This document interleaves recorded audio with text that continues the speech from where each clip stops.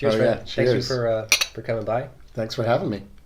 So, I need you to kind of give me a probably a good description about your band and your history, because I don't know you very well. I did a little bit of history, a little bit of research on you, so I know that you're in the band Plug.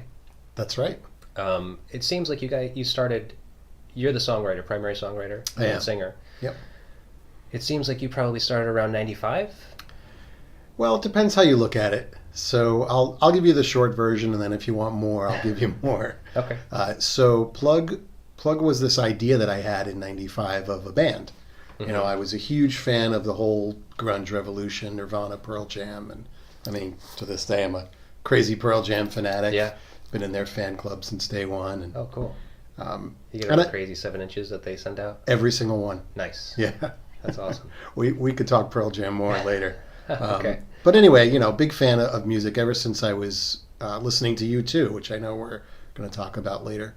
Taught myself to play guitar in high school and sing and all that. And after college, around '95, I wanted to start a band. Mm-hmm. I was living in New Jersey where I grew up. I had moved back home, living in my parents' basement.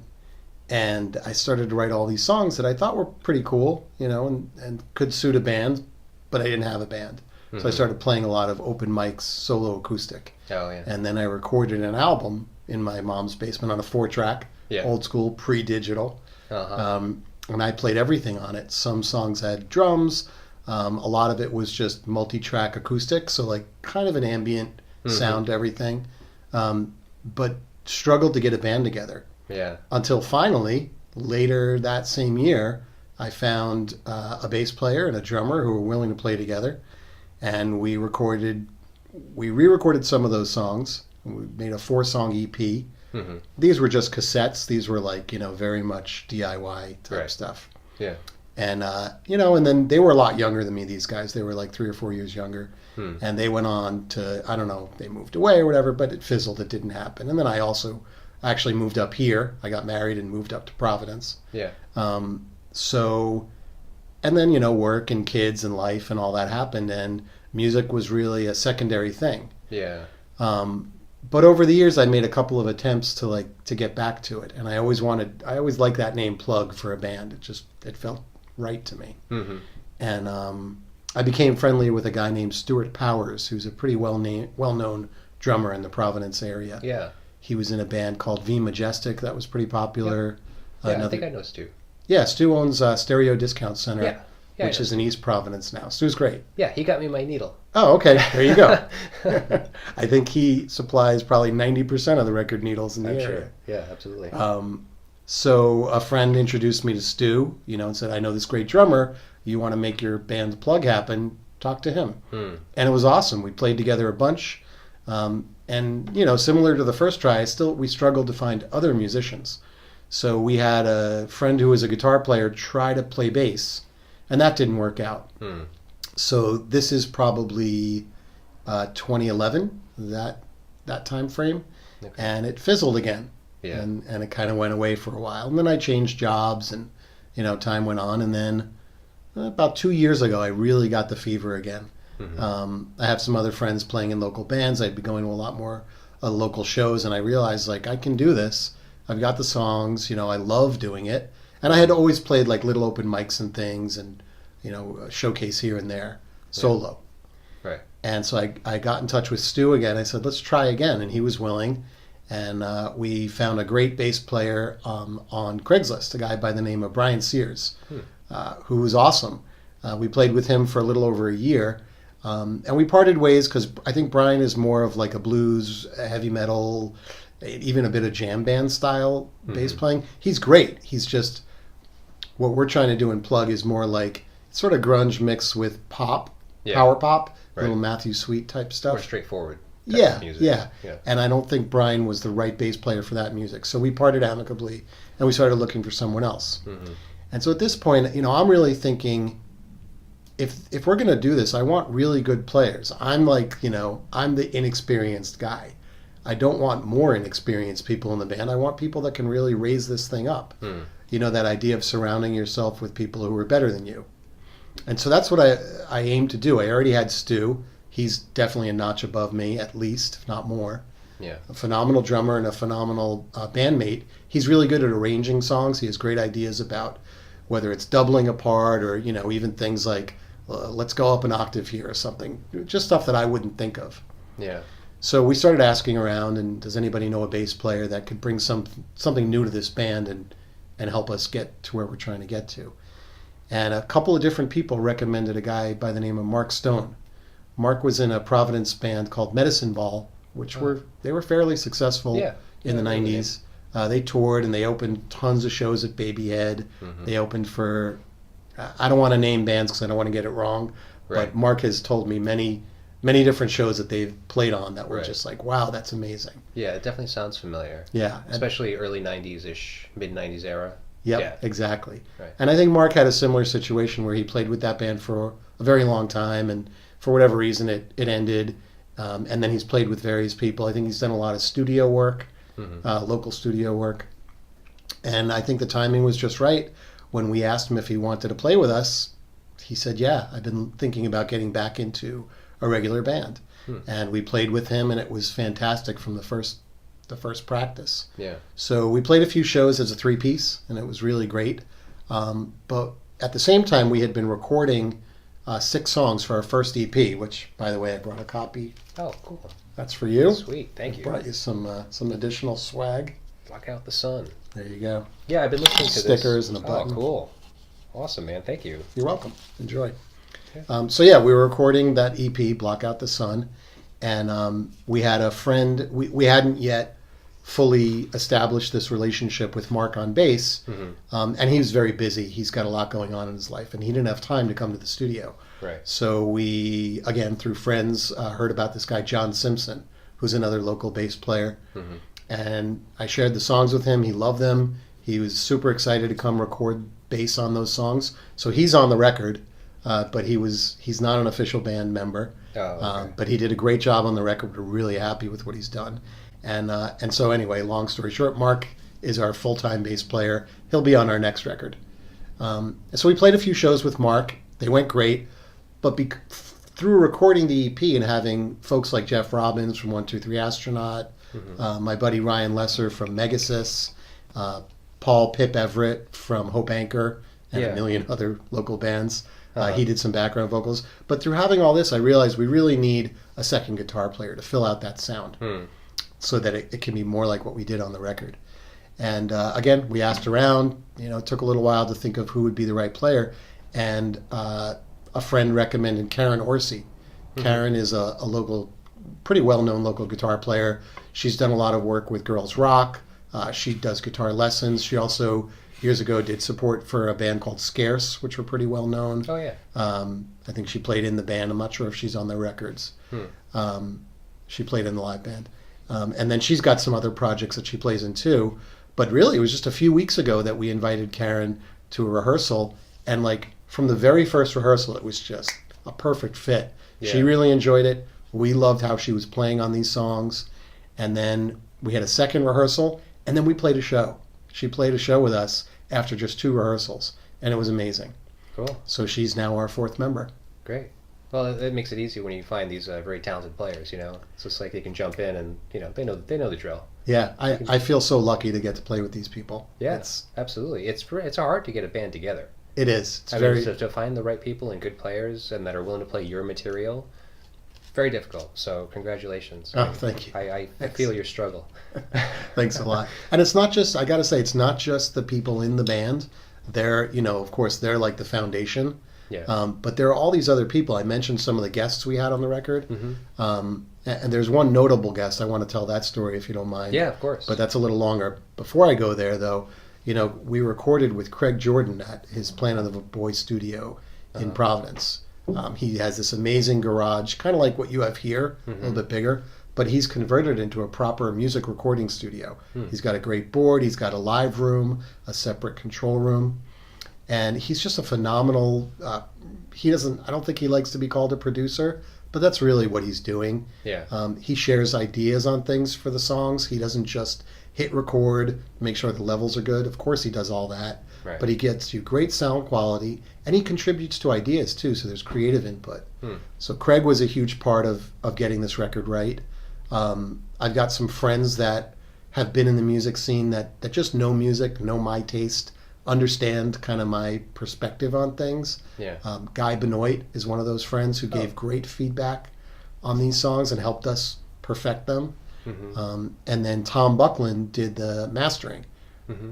Tom is, I don't want to say the wrong band name, but he's associated with one of the bigger punk acts that still plays around. Yeah, I know the name, but I can't remember why. I think it's Neutral Nation. Okay. But I could be wrong, and forgive me, Tom, if I got that wrong. Tom and I don't know each other well, but through him mastering this project, we've talked a bunch, and and he's just a great guy. He did such a good job mastering this stuff.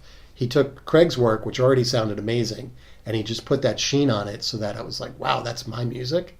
I can't believe it. Yeah. Yeah, it does sound very good. I mean, I've been listening to it on Bandcamp. Oh, thank you. Just for the past couple of days, just because I wanted to know a little bit more about it and get a feel for it. And it does sound very good. Oh, I mean, thanks. and that's through, earbuds, like in disturbance, like in a noisy area. Right. But I could feel the gist of it. So, I mean, Cool. I can give it a better listen now that I have the CD. Thank you. Sure. But yeah, definitely sounds like a good record. Definitely thank sounds you. like you guys put in a lot of effort into it. Sounds like great playing. Sounds like great production. So I'm very, very interested in kind of seeing what you guys doing in a live setting because I plan to come out and see you on Saturday. Oh, yeah, thanks. Yeah, that's going to be a good show. We're playing with a band called The Really Heavy, they're just so much fun. A young friend of friends, Bit by Bitbot, who's actually this guy Arlo, who's a good friend of my son. They go to school together. Cool. And of course, Arlo's dad is Jeff Robbins, who leads 123 Astronaut. So they're playing the show as well. Yeah. Great, yeah, because they put out their new song, so I'm assuming they're going to play some new songs off the new record, which is not out yet. So sounds like a great bill. Yeah, it should be a fun show. And it. Askew is a great venue. We've played there a few times. The old Century Lounge, right? Yeah, exactly. Yeah, it's all sub-level. Yeah, it's downstairs, which is cool. Yeah. They have good food. They have a great bar, and the sound is awesome there. Yeah. Yeah. Yeah, I don't go out to many shows much these days, but the few shows I've been to lately have all been there. Oh, okay. I'm like, oh, this is great. I get to go back to Askew. John, who's booking Askew, he does a great job. Yeah, no, it's great. He mixes it up, but he's always got good bills there. Mm-hmm. And like you said, I mean, it's just a good room. It's good sound. So it makes sense. So it just happens to be that I've been there the past 3 times that shows have been happening. So, Nice. I mean, it's not so bad. Yeah. At least they're good shows, Yeah, I love that place. So I mentioned there's one story about the EP, if you don't mind. Can I tell that one? And then we can move on. Yeah. So as I mentioned earlier, I'm a huge fan of the grunge stuff and all that whole Seattle scene. Mm-hmm. And one of the coolest things about that scene for me is how many side projects there were. So you had all these main bands. You had Soundgarden, Pearl Jam, Alice in Chains, Mudhoney. But pretty much all those bands had side projects. Mm-hmm. And of all of them, Pearl Jam had probably the most interesting side projects. One of them is their guitar player, Stone Gossard, had a band called Brad. I don't know if you ever listened to them. No, I haven't. Definitely check them out, especially their first record, Shame. So Brad it's this weird thing. It's also known by another name, the band, Satchel. Satchel is the same band, but with a different guitar player. I think when Stone Gossard is on tour with Pearl Jam, his main thing, those guys wanted to keep playing. So they called it Satchel then and brought in a different guy for guitar. That's weird. And they kept going. It's weird, but when you hear the music, it makes sense. Do they play the same songs? No. They play different songs. Totally set. Satchel has their own albums. Brad has their own albums. Right. Okay. But because it's the same singer, it's this guy, Sean Smith, was the lead singer of both bands. Mm-hmm. Sean also was in a sort of dance rock duo called Pigeonhead, and they had some songs on the Sopranos soundtrack, some other music soundtracks, and they got pretty successful too. Yeah. And then Sean did his own music. Anyway, Sean never really hit it big like the rest of the Seattle folks. But for people like me that are really into that scene, everyone knows Sean and absolutely loves his voice. Right. He has had, I should say, he passed away recently. He had this beautiful, kind of light, kind of funky take on things. He just had an amazing, unique voice. Mm-hmm. He was a huge Prince fan. He could do everything from the funky Prince to the ballad Prince, really good. His main instrument is piano. So often on Brad or Satchel songs, it'll be a piano-based song, but then it goes full rock. Mm-hmm. Just really great stuff. Anyway, my wife also loves Sean Smith, loved Sean Smith. And we went to see him at a solo show in New York City in 2014. And because he doesn't have a huge following, he just was hanging out at the bar before. And we got to talk to him, which for us was like, that's on the level of talking to like Robert Plant or someone. Right. It was a very big deal. Yeah. And he couldn't have been more humble and kind and almost embarrassed that we were like, and we weren't crazy. We were cool about it, but still, he was like, he was kind of taken aback. But why are these people so crazy? Sometimes you can't help it, like to geek out. Yeah. And we geeked out respectfully, and that was it. We let him, he talked to other people. He played a cool show, and that was it. And when we got back, I looked him up on Facebook, and I sent him a friend request, and he accepted. So we had a little bit of back and forth. He was very friendly. I thanked him for the show, that kind of stuff. And then a few months later, my wife's birthday was coming up. And I was like, I'm going to do something crazy. I'm going to ask Sean if I can hire him to record a cover song for my wife, like one of her favorite songs, but him do it his version. And sadly, there was some public stuff about him struggling financially. So my motivation was to help him and also give my wife a cool present. Right. And he said yes right away. And I offered him, I won't say the amounts, it was embarrassingly low. I offered him a fair amount, and he said no, he would take less, which is crazy for a guy who was struggling. So I sent him PayPal money, and a week later he sent me the song. It was Ordinary World by Duran Duran. And it was amazing. She cried. It was a great birthday gift, points for me. Yeah. So a little time goes by, and as I mentioned before, I start my band up again, and I'm still, every once in a while, Sean and I have a small exchange. When Prince died, I sent him like, I'm sure you're hurting, me too. I'm a huge Prince fan. Oh, yeah. And so we talked a little bit about that. I sent him, when they opened up Paisley Park, I took my mom there on a trip, like a surprise trip. Mm-hmm. So we got to tour Paisley Park. I sent Sean the pictures of that. He liked that. And so when I was doing the plug thing, I thought, wow, it would be amazing if Sean sang something on my record. So I asked him, and he said yes. So on track 5, Even Everything, you'll see it's even on the disc. Sean Smith is singing background vocals on that song. Wow, that's amazing. Yeah, and very sadly, he died in April. He delivered the tracks to us in January, and then he passed away in April. Jeez. I mean, there was a sudden complication, or? It was. I don't think they've officially said. At first, when he died, the first rumor was that it was complications due to diabetes. Oh. But then a close friend of his said publicly that it wasn't. He died in his sleep. It was a heart thing, an undiagnosed heart issue. So this was just very unexpected. It was unexpected and sudden, it seems. Yeah. Well, I'm sorry. I'm sorry to hear. Yeah, me too. I mean, I say all this as if he was a friend, but that's the loosest term I can use. He was an acquaintance at best. He was just so kind. Well, you were a fan. I mean, absolutely. You were a fan that got to have some kind of relationship with him, which is pretty awesome. Yeah. Especially on a professional basis, where you commissioned him to record a song for you, for your wife, which is amazing, which he did. Yeah. And then actually to have him perform on your record is pretty special. So. Yeah, I feel so fortunate just that he talked to me. The fact that all this other stuff happened and that we made music together, right. That is, I still don't really understand it. It really is. I was talking to my wife about this.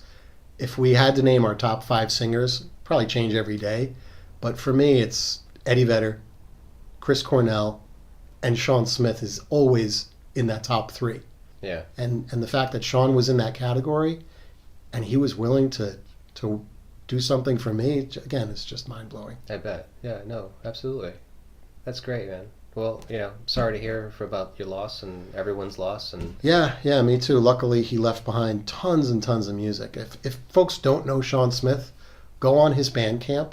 Yeah. And I think, again, he was so generous. Everything is up there for free. He just asked for a donation. Just listen to it. Oh, yeah. Yeah. And if you like something. Donate something, because it's obviously going to go to his estate, which I'm assuming is. He left behind, I think, a 14-year-old son. Oh, yeah. So yeah, absolutely. That'd if you be great. Throw a few bucks that way, that'd be phenomenal. Right, especially if it's just pay what you can. Right.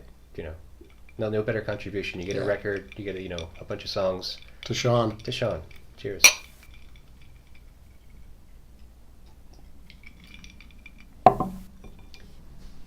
Well, thank you for sharing the story. I mean, I had every intention to ask you about it because I knew it was kind of like a big deal, especially for you. Um, I don't know Sean very well. I looked into it a little bit. I saw that he had a massive discography, and I was just like, okay, this is going to take me a while. And Yeah. I haven't had a lot of time to prepare for tonight anyway, so I was just like, okay, this is going to take some time. I would have to. The place to start is that record I mentioned, Brad Shame. Yeah. It's the first Brad record, and it's everything that Sean did really well, but with the support of these amazing musicians, one of them being Stone Gossard from Yeah. Pearl Jam. Was he the primary songwriter? I think they all wrote together, Okay. which is another unique thing about that band. It's very, I don't want to say it's jam band, it's more improv, very groovy, like slow groove improv Yeah. that turns into these beautiful songs. Cool. Yeah. All right. Well, I'll check it out for sure. Cool. Yeah, I'd love to know what you think. All right. So let's get back to Plug. Sure. Let's get back to Plug and Plug. All right. So Plug's got some shows coming up. Yeah. So I don't know when this is going to go up. Probably go up like Saturday or Sunday, Okay. I'm assuming. Yeah. But you're doing a show this Saturday, the 25th. Right. We talked about that a little bit. 1 2 Yep. 3 Astronaut, Bit by Bit Bot, And the Really Heavy. and the Really Heavy. Yeah. Okay. Who's the Real Heavy? The Really Heavy are another local band. They're a little more bluesy, kind of 70s hard rock. They're great. They're fun. All right. And then you guys, and it's going to be your CD release party. It's our CD release party. Yep. So the CD will already be out, and it seems that it's on 75 or less records. It is, yeah. Oh, So cool. we're working with 75 or less. I know Mark over there. Yeah. And it's great. The support he does for the scene here is phenomenal. Yeah. He puts together shows. He puts out so much music every year. Right. And he puts out limited pressings. He puts out limited pressings. He does these really cool compilations. Have you heard any of his cover song compilations? No, I haven't. He's done a few of those. We're on one of them. He's a guy that loves music and he just wants to be involved and give back to the community. Right. That's great. Yeah, it's good stuff. And it seems like it's got a good like a mantra to it because it's just limited pressings of independent artists. Yep. And so basically whenever these things sell out, they're gone, and that's pretty much it. Yep. And I think sometimes, you can find them elsewhere. Like they'll have a second life if they're popular. Yeah. But I think generally Mark knows what people are looking for around here, and local bands are going to sell, somewhere between 10 and 100 records. And that's fine. That's good. Yeah. None of us are looking to take over the world, I don't think. Right. So having a nice little local following and having a label like 75 or less help us facilitate that is great. Right. So, okay, you got the record out. Yep. It's available through your website. Yep. If you just look up on Facebook, just look up Plug. Okay. You'll see it's a yellow circle. Address is Plug PVD. Okay. Same on Bandcamp, plugpvd.bandcamp.com. Right. And then if you go to Facebook, it's probably the best way to find us. Okay. There's links to everything else there. Right. And so they can grab a download, or can they order a copy of Yep, the actual they can CD? order the CD. We've even done some bundles where you can buy a CD, a T-shirt, and we'll throw in stickers and buttons for like a discounted price. We're only charging $5 for the CD. Mm-hmm. Again, we're not trying to like make money and profit from all this. We just want the music out there. Right. So we're trying to price everything like just a little bit over our cost so we don't lose money. Right. Sounds good. And then, so your show on Saturday might not make it in time for this broadcast. Providence PVD Fest is coming Yeah, up we're after playing that. PVD Fest on June 8th. We'll be on the something eating stage. I don't know what that is, but again, look it up. You'll find Plug 9:30 on Saturday night. Yeah, it's been a while since I've been to a PVD Fest, but they're a big outdoor venue, concert, show, parade. They take over the entire downtown. Right. Close off the streets. You got to walk in. Yeah. And there are multiple stages with comedians and bands and rappers and magic shows and Big Nazo running around. Of course. And extraordinary rendition band banging on drums everywhere. Yeah. It's fun. Yeah, absolutely. Tons of food, tons of drink. Right, and it'll be like all day. Big all day, all night outdoor party. Right. Sounds great. Yeah, it's gonna be fun. It's just June 8th. It's not multiple days. I think One day? it's the Friday and the Saturday. But again, look on Facebook. Yeah. Look up the event. Don't trust me. No. I'm an old guy with a bad link memory. it. We'll find the right spots and get people the right information. Awesome. So now, what's your so the album we're going to feature tonight was Wars U2's album War, which is their third full-length record from 1983. Now, so what's your experience with U2? Oh man, stop me if I'm talking too much. It's all right.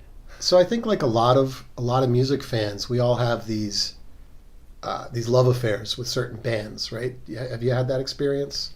Yeah, I think it goes kind of like with your age range as well. You know, so like when you first start listening to music as like a kid or a young adolescent, you get obsessed with certain bands or a certain band, and then maybe as you get a little older, you'll start to mature a little more. Maybe get a little crazier, listen to something a little different.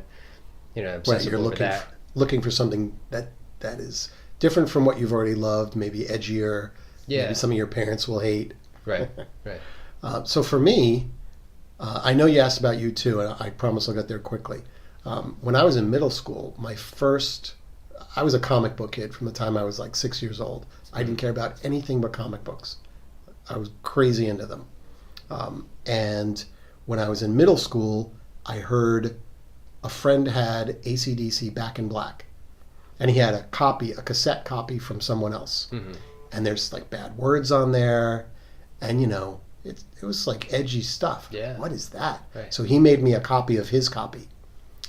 And I listened to that on my headphones. I had one of those Panasonic cassette players that had a big silver speaker, right? You know, and the hard buttons, push down buttons. And I had liked it a lot. And so that year for Christmas, I asked for a record by The Who, because I saw that The Who also had some stuff with bad words. I thought, I know what I'm doing. I'm going to get into music, right? Yeah. So my parents' friends who we spent Christmas with bought me Tommy.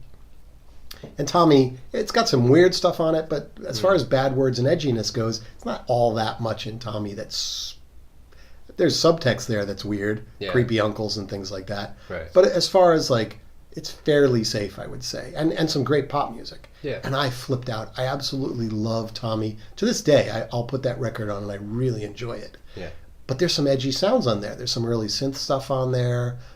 Townsend's guitar playing was very different at that point from what everyone else was doing. He had started to branch out.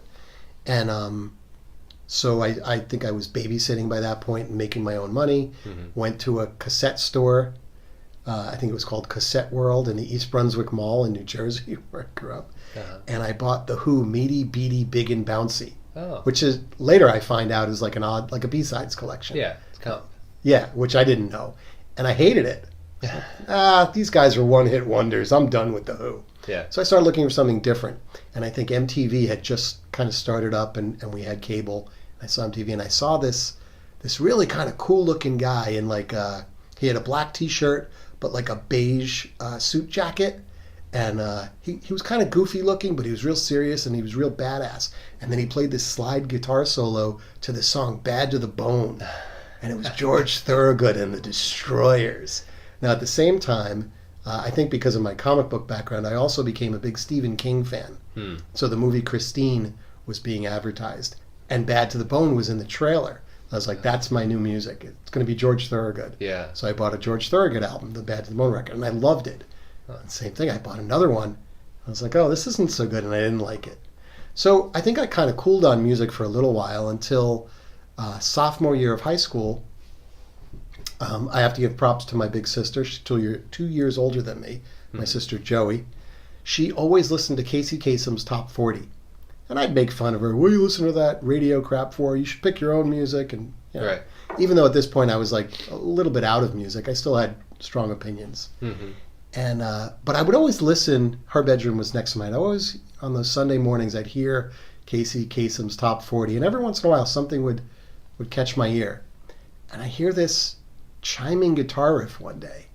And I go in her room, I'm like, what is that? She's like, that's some Irish band. They suck. You wouldn't like them. I'm like, no, make that louder. I want to hear that. And I just sat there. And it was Pride in the Name of Love. And I had never heard anything like it. It just, when you feel something so intensely, it affected me that way. Right. And I got The Unforgettable Fire, and I was completely blown away. And then I worked my way backwards, and I got Boy and October and War. And it was really, I think, the Joshua Tree that made me like a rabid fan. Mm-hmm. And to this day, I absolutely love U2. They're my second favorite band. Pearl Jam's my all-time favorite. But where I grew up, it was you were either into hair metal or pop music. Nobody I knew was into punk.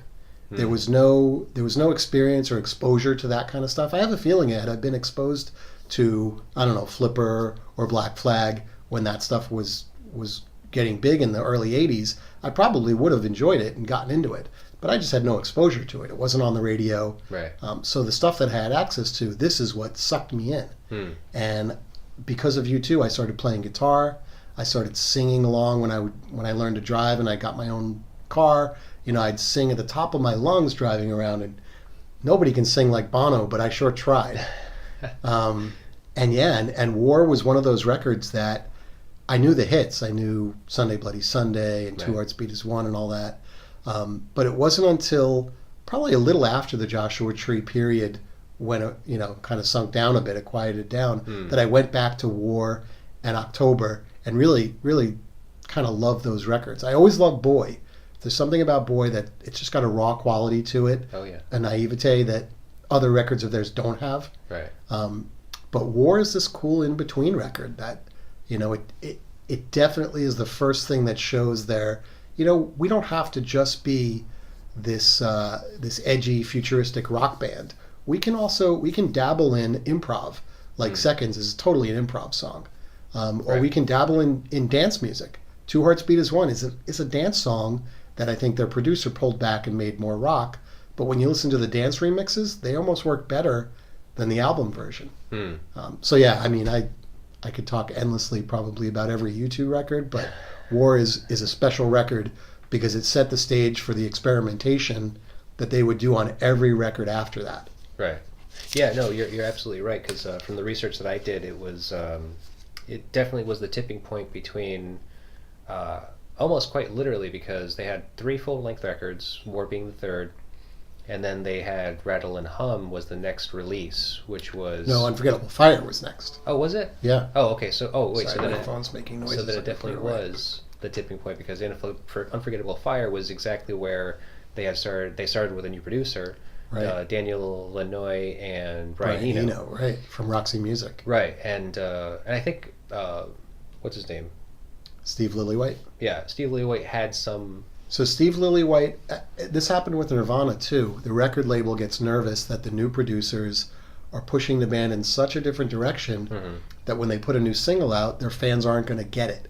Yeah. So they bring the known producer back to keep that sound. And so Steve Lillywhite, I think, did a mix of Pride in the Name of Love off of Unforgettable Fire, so that when the first single came out, it had that U2 sound. Right. That had been established on the previous 3 records. Which I don't think necessarily was that great. I mean, from listening to War, and then from what I remember of Boy and October, because I only have vague, foggy memories of those from when I was a kid, really. Because the only time I was really listening to U2 was when I was a kid. And I specifically remember listening to Boy, and I don't remember the record very well. I remember having a tape of it. Yeah. And I was doing the research on this, and I found, I looked at the copy of Boy, and looked at the artwork of it, and for the record, it was completely different. Yeah. So there are 2 covers. Yeah, on the backside of the record was the photographs of them, which looks kind of blurred. Yeah. And that was compiled onto the cover of the cassette. Right. So and that actually became the regular cover. Yeah. Years later. Right. Yeah, and then of course, like different pressings in different countries as well, they're going to have different variations on the cover like that as well. Right. But I think that's why I got confused when I was talking to you. I told you I had Boy. Oh, okay. Because I saw the Boy in the cover, I was like, oh, it's going to be Boy. And it's the same kid. I don't know if you knew that. It does. Yeah, I thought so. It's the son of their friend. I think this. They gave themselves all fake names, but it's son of, or not the son. I think it is the friend Gookie. I think that was his nickname in their like group of friends. Yeah, I remember reading a little bit something of that. So it's the same kid on both album covers. He's just a couple years old. Like 40 years old, 50 years old. But he's a handsome looking kid, and we'll get into that image a little later because I know it ties into the whole record. Yep. But so this was the last record produced entirely by Steve Lillywhite. Right. And I think that there's a significant difference in the style because so you're saying the Unforgettable Fire came in after this, Right. and I can't remember that one. I remember that one was a tape that I used to listen to when I was a kid a lot as well. That and the Joshua Tree both Right. were in my house at some point, and I remember listening to it a lot. Yeah. And definitely significant production difference because when I put this on, I was like, oh yeah, this sounds like a tin can. Yeah. Yeah. Like it's really like tinny and kind of lo-fi. Yep. And then I was just like, yeah, boys kind of like this too. I remember. Yeah. It's get in the studio, Right. get 'cause the they were mic kind of set like up a and punk get band done. too. Right. Right. So they were like really edgy. I mean, it was rough around the edges, and that's kind of I'm sure the way they wanted it to be. Sure. You know, I think even so. though they have a certain pop sensibility, they were a rock band. Right. You know, and so then I think the Unforgettable Fire and Joshua Tree were what led up to what they ultimately became, and it was like a massive pop success. Because then I think they really kind of sunk their teeth into like the ability to make first of all, they changed their sound a little bit by incorporating like more electronic sounding instrumentation. And then, of course, the producers had some effect on that too. I'm sure, especially Brian Eno, because he's such a crazy ambient synth guy. Oh, right. Yeah, so I kind of lost touch after Joshua Tree. I think is when I kind of lost touch, and they had like a 3-year break too. So after Joshua Tree, it was like 3 years, and then it was Octung Baby that came out. Well, so that's where Rattle and Hum comes in. So Joshua Tree happened, and Joshua that was a Tree live record. Right. Well, it's half live record and half all new songs. Oh, and okay. What's interesting, I made my own edit of Rattle and Hum that's only the new songs because I was over the live stuff. Yeah. At that point, I had heard so many bootlegs of the Joshua Tree tour, and I loved it all, but it wasn't new to me. Mm-hmm. In fact, the version of I still haven't found what I'm looking for that's on Rattle and Hum was recorded at Madison Square Garden. There's a gospel choir on it, and my brother and I were in the audience. We were like 5th row side of the stage for that show. Wow. So it was cool to hear it. But anyway, there's tons of good new songs on Rattle and Hum, but they're all of this like, what if we were an Americana band? Like that vibe. There's one song on there called Hawk Moon 269 that they co-wrote with Bob Dylan, which is a very cool song. Huh. Yeah. Yeah, I don't know if I remember that. It's been a while since I listened to it. It's a good record. You know, give it another chance. That movie and the record got a bad rap, I think. Yeah. They were Bono's megalomania, I'm going to save the world stuff really started to rub people wrong by that point. Yeah. And I was a kid, so it just didn't really make sense to me anyway. They were just a rock and roll band. They were just like a massive popular band, and so I'm not a big lyrics guy anyway.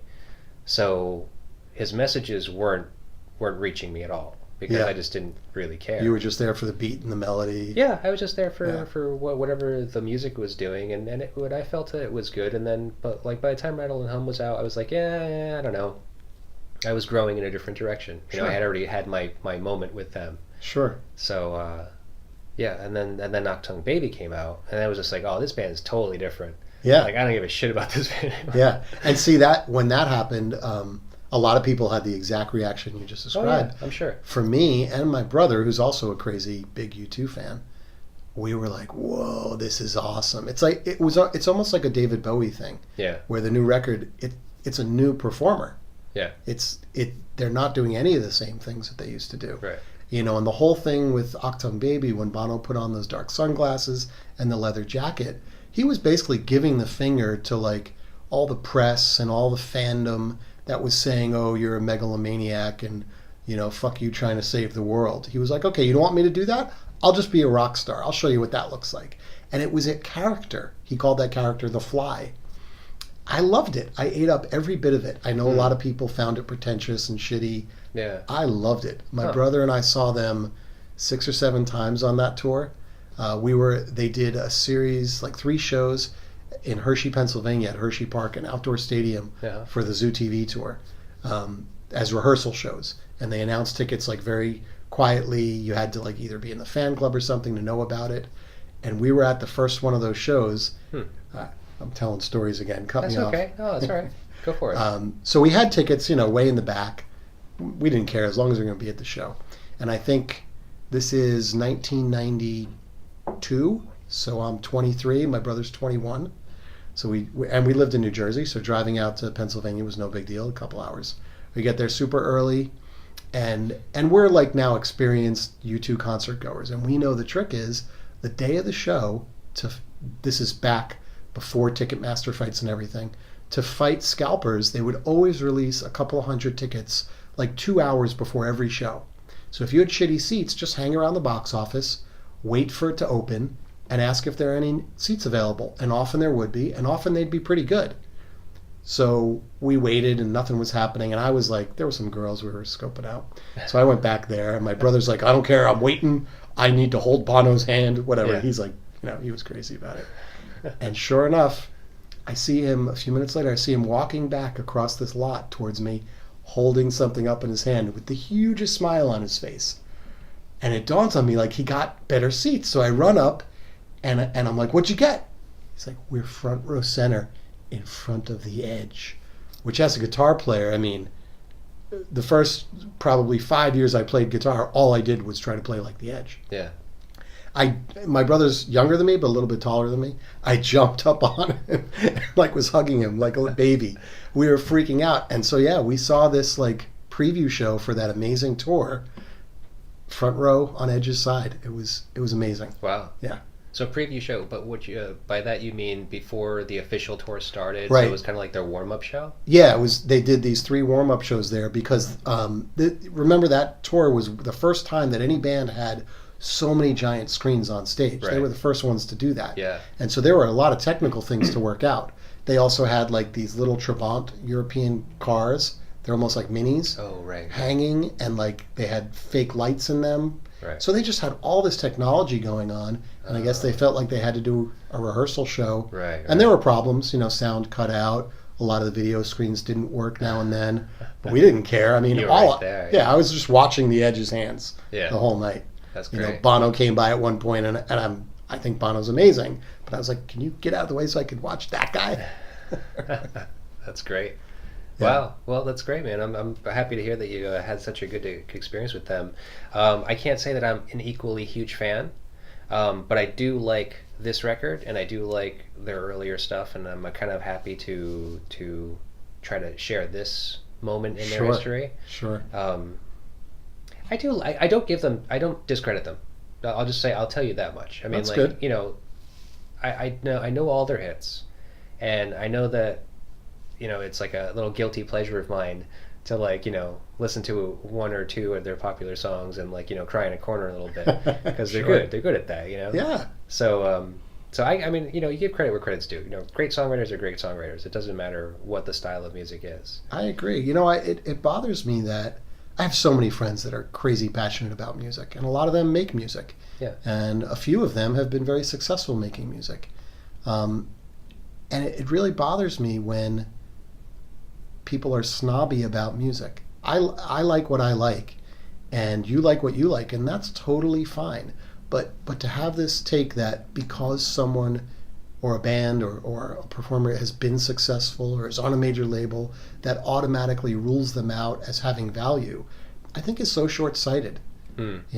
I'm a huge Bruce Springsteen fan, Mm-hmm. and I'll debate the quality of his catalog or any song in his catalog with anyone, anytime. And so many people are like, I just hate him. Like, really? Which songs do you hate? And all they can name is Born in the USA. I just hate that he has a nice ass and he shows it off. Hey, if I had an ass like that, I'd show it off too. Yeah. Hey, it sells records. Speaking of which, let me. You already took a look at this one, but you know what? You can have the honors of taking it out, Ooh, I considering love it. you are actually a vinyl fan. I am. I'm a big vinyl fan. Yeah. Should I tell a little bit about what I shared yeah, before? sure. So growing up, I'm old enough. I'm 50 years old, so I'm old enough to have experienced vinyl the first time around. Yep. Inherited some of my parents' record You grew collection. up with it. I did. I grew up with it. I spent a summer when I was 15 working just so I could buy a stereo with a record player. Mm-hmm. My first record was a Tom Petty record, Not the bad. Southern Accents record. Okay. Not one of his best, but I loved it. Yeah. This is a great copy. It's so clean. Yeah. So from what I've realized, that is a 1983 original U.S. pressing. Yeah. And Anton Corbin is their photographer. He's Yep. done almost everything they've done. Yeah. Everything from this point, actually, forth, I believe, right? Yeah. I think it was from War. I think so. You can tell because his photographs, he uses this grainy quality in all of his work. Yeah, it's Like one mostly of all his black and signatures. white. Yeah, I'm not going to take it out of the sleeve. I'll let you do that. No, part. no, no. You go for it. Oh, yeah? Yeah. Yeah, the sleeve's great too. It actually no splits. Like Yeah. it's in pretty good condition. Oh, yeah. Oh, man. It even has the old Island label. Yeah, that's proof that it's from '83. It's an That old is totally 80s. one. Oh, that's so sweet. You know what I didn't So- realize? Yeah, I mean, I've known about Island Records a lot, and like I've known about, you know, certain artists that have been on Island Records. I didn't realize it started as a reggae label. Yeah. Yeah, Wasn't I it realized that started- they had a lot of reggae artists on them, but then I just did the research tonight. I was just like, holy shit! I didn't realize that that's what they were focusing on. Are they the label that was started by the brother of the guy in the police, or is that IRS? I don't know, maybe IRS, but Maybe it's IRS. no, these One of the Copeland brothers. I can't remember the names now because I just looked it up quickly. But yeah, two guys from Jamaica started it. Oh, okay, then I'm wrong. Yeah, IRS and then they is- moved to the UK, trying to move the reggae influence into the UK, and then ended up actually starting to get into more harder rock, edgier music, signing bands like U2, and Yep. I know they have Grace Jones. I know they have Robert Palmer. Right. All that weird older stuff. I know the Traffic is on Island. Yeah, a bunch of weird older music, you know. So that was kind of strange, but yeah, they did get back into a little bit of reggae, but then they actually started a subdivision of Trojan Records, Oh, I which is hadn't where all heard the of that. reggae went to. Basically. Oh, okay. All right. So I see you're cleaning your record. That's always good. Yeah, well, let's give it a brush just because, Yeah. you know, I really hate that as much as you clean the record, like everyone talks about how, oh, you got to clean your records, make sure that to keep them sounding good. Right. You always put them back in this fucking sleeve, and this Right, is where there's all the stuff's in dirt there. is. You can just sometimes I blow them on them, So the next level and then I get showered in dust. is they sell these sleeves that are dust resistant. Oh, They like have the poly ones? Yeah. Yeah, yeah. And so you keep this, but you put that in the other one. Right. Have you seen the wood glue method of cleaning records? I have. I tried it. Tried it. I tried it. It works okay, but it's just what you said. You just get dust back in it again. Yeah, I mean, if it's a really dirty record that you found, you know, and you want to try to salvage it, try that first. Like, especially if you play it and it sounds really crackly and Right. it sounds gross. Okay. Really get the hard stuff out. Yeah, and then so go for that and see if that makes it sound better. But I wouldn't just do that on every record every time. No, it would take forever. Yeah, and it's weird because Can I plug a local record shop? yeah, of course. Only because we're talking about cleaning records. Olympic Records in Providence. Oh, yeah. The guy that owns it, Kevin. Yep. He cleans. What's that? On Wickeden, right? Yeah, on Wickeden, right. Yeah. He cleans every record. Like, I feel bad. I actually haven't been there in a little while, but when I was going crazy buying records a couple of years ago, I bought a ton there, and it's because he just takes such good care of everything that comes in. Do you know what his process is for cleaning it? I don't know if he has a machine or Okay. if I'm pretty sure he uses a wet process. Okay. He uses liquid somehow, Yeah. just because they're so clean. But I don't know exactly what he does. Hmm. What a great lead-off track! Lead off track, you said? The first track on the record, like, Oh yeah. I mean, this is a classic song. I mean, everyone knows this song. yeah, I'm not terribly crazy about the lyrics, so the whole political aspect is lost on me. okay, But even still, from what I've learned about the research of this, like I know what Bloody Sunday is. I'm not a very political person, so I am not even going to try to speak about it and speak wrongly. yeah. But I understand that it's obviously a tragic moment, and it affected them being Irishmen.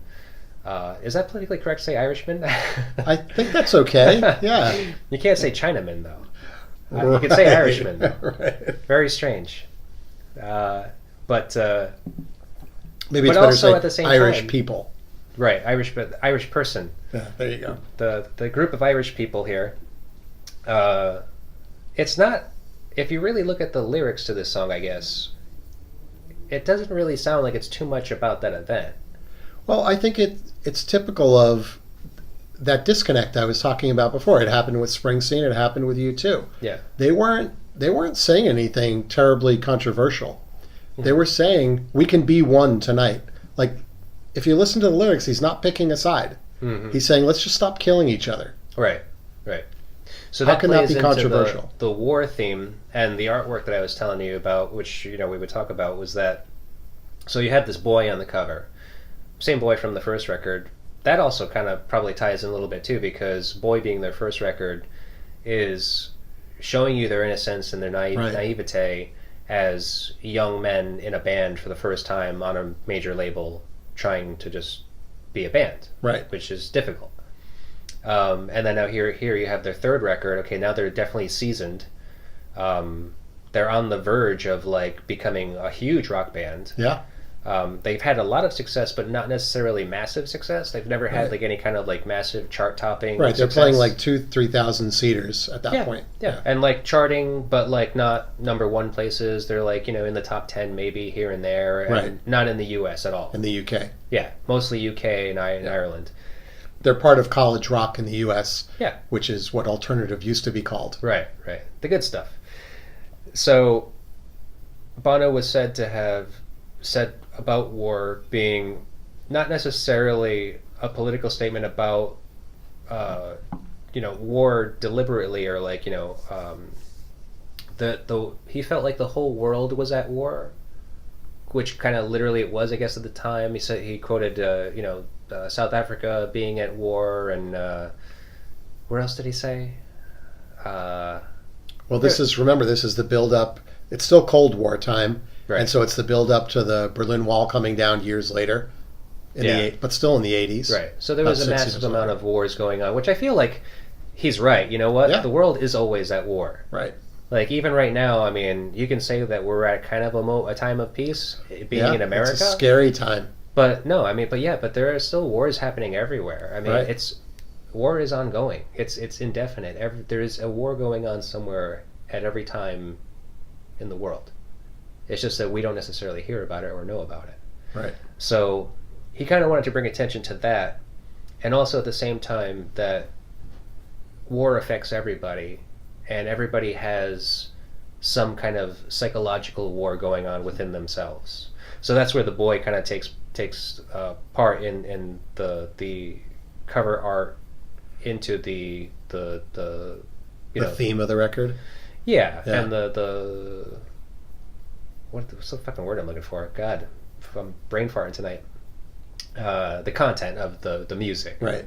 is that it's not necessarily all political music, but it there's a lot going on for everybody, and everybody has their own war that they're going through. Sure. Whether it be a legitimate, real war and effects of war, or it's their own psychological war that they're having. Mm-hmm. So yeah, it's kind of it's very, very touching, very in depth.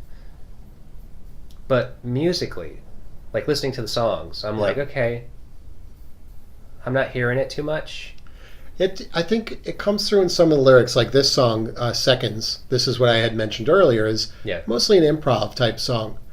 And I think as far as lyrics go, Bono's painting a picture of the people in the situation. Maybe the boy on the cover. Mm-hmm. What's it like to be in this war in their home?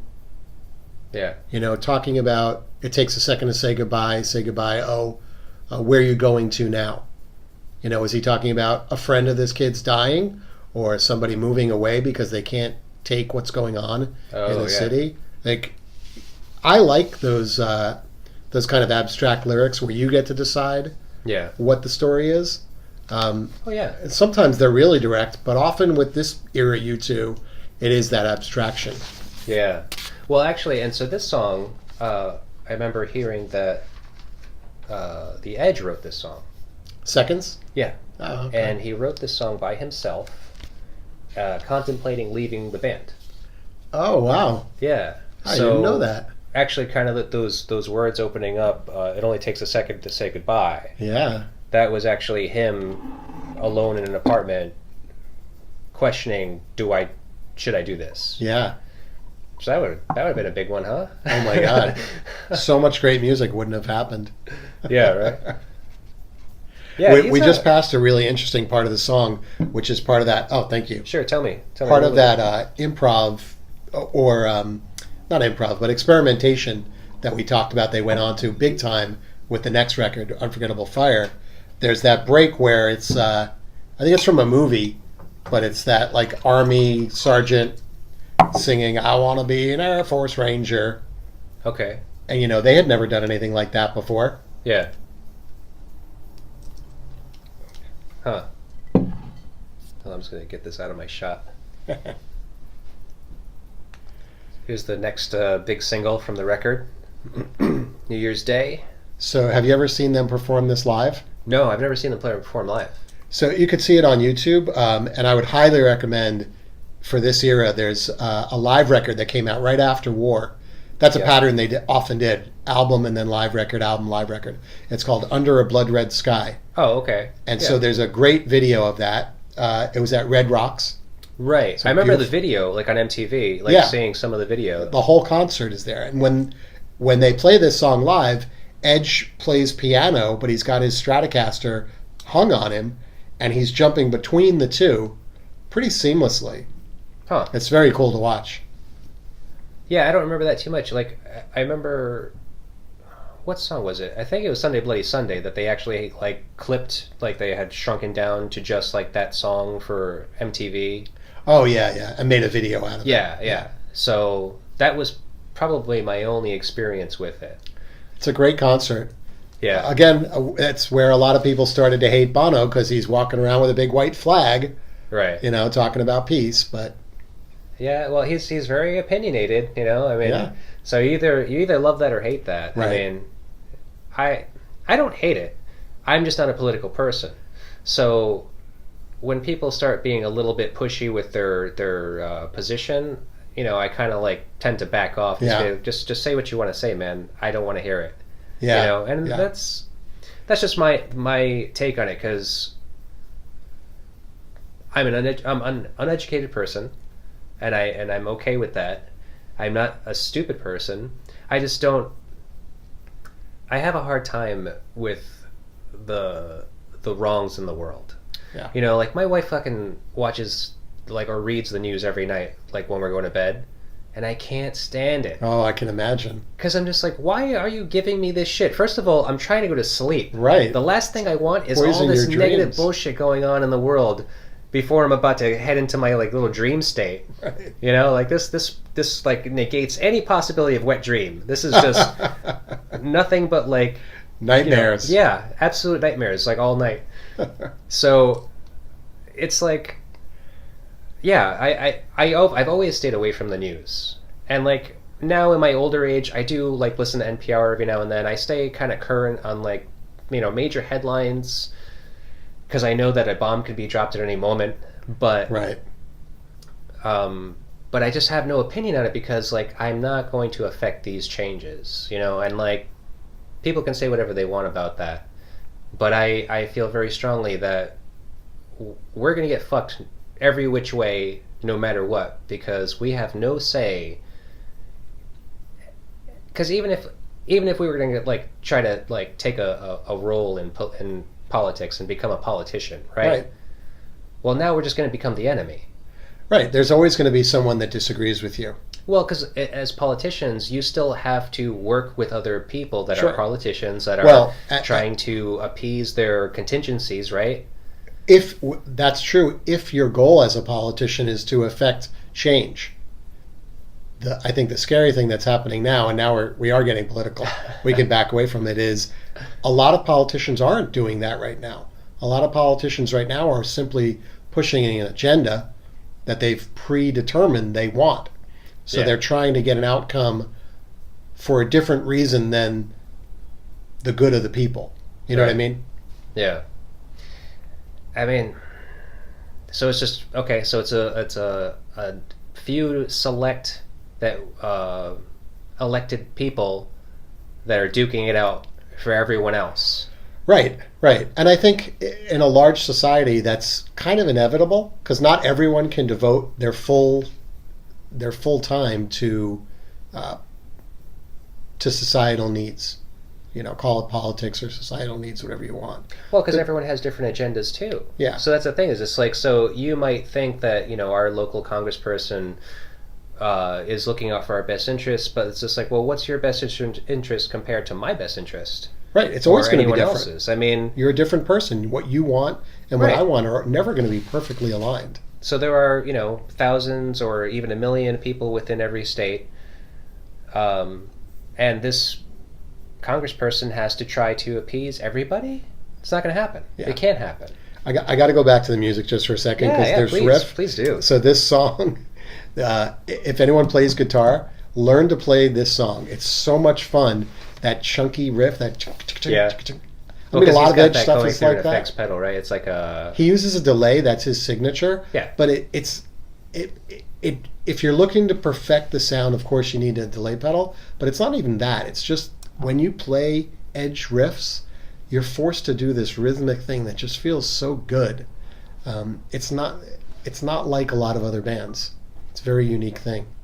Yeah, well, he's definitely been a person to be known as like a innovative guitar player, and mostly in effects in the effects realm, like right. How his usage of effects for his songwriting and his playing. I think he gets shortchanged on his talents as a rhythm guitar player. He's just a great rhythm guitar player. You wouldn't consider him a lead? Well, he is a lead, of course, but he's not a lead in the way that like a Jimi Hendrix or an Eddie Van Halen is. He doesn't play that way. Yeah, he plays rhythmically, and when he does a lead, it's always melodic. He's the only guitar player in the band, so he's kind of forced into a role of carrying the rhythm. Yeah. But everything he does with effects it's certainly part of his magic. I'm not saying it's not. Right. I just feel like he doesn't get enough appreciation for his raw rhythm playing. He's very unique style. What's funny is I haven't even cleaned this record at all. It doesn't need it. No, I mean, it's a little dusty, but it's not like soiled in any way, really. See, it's a little dusty. Yeah. When you go through the crates, like you go digging, and you're gonna wash your hands. Yeah, your hands feel so gross. Those record shows, you ever go to the Seekonk record convention? No, I haven't. I've been a couple of times. I'm afraid. Well, I'm to the point now where I don't want to go anymore because it's just so grimy in there. There's guys that don't clean anything at that show. Yeah, well, see, I mean, I would expect that at a record swap like that or show, most of the guys have them in the sleeves. Yeah, yeah. Which is good because you're grabbing the sleeve and that's right. not as dirty. Okay, it doesn't pass the dust as easily,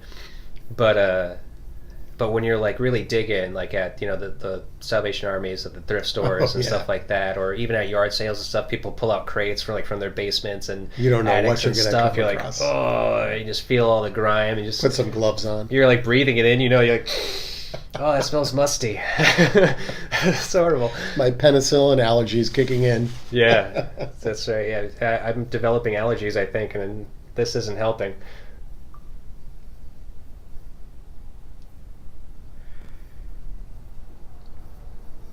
So yeah, 1983, that's shit, man. That's 36 years. How old were you in 83? 3. Oh my God, I was 14.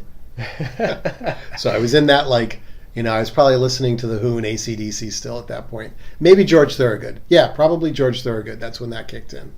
I was 3. I was listening to nursery rhymes. Mm-hmm.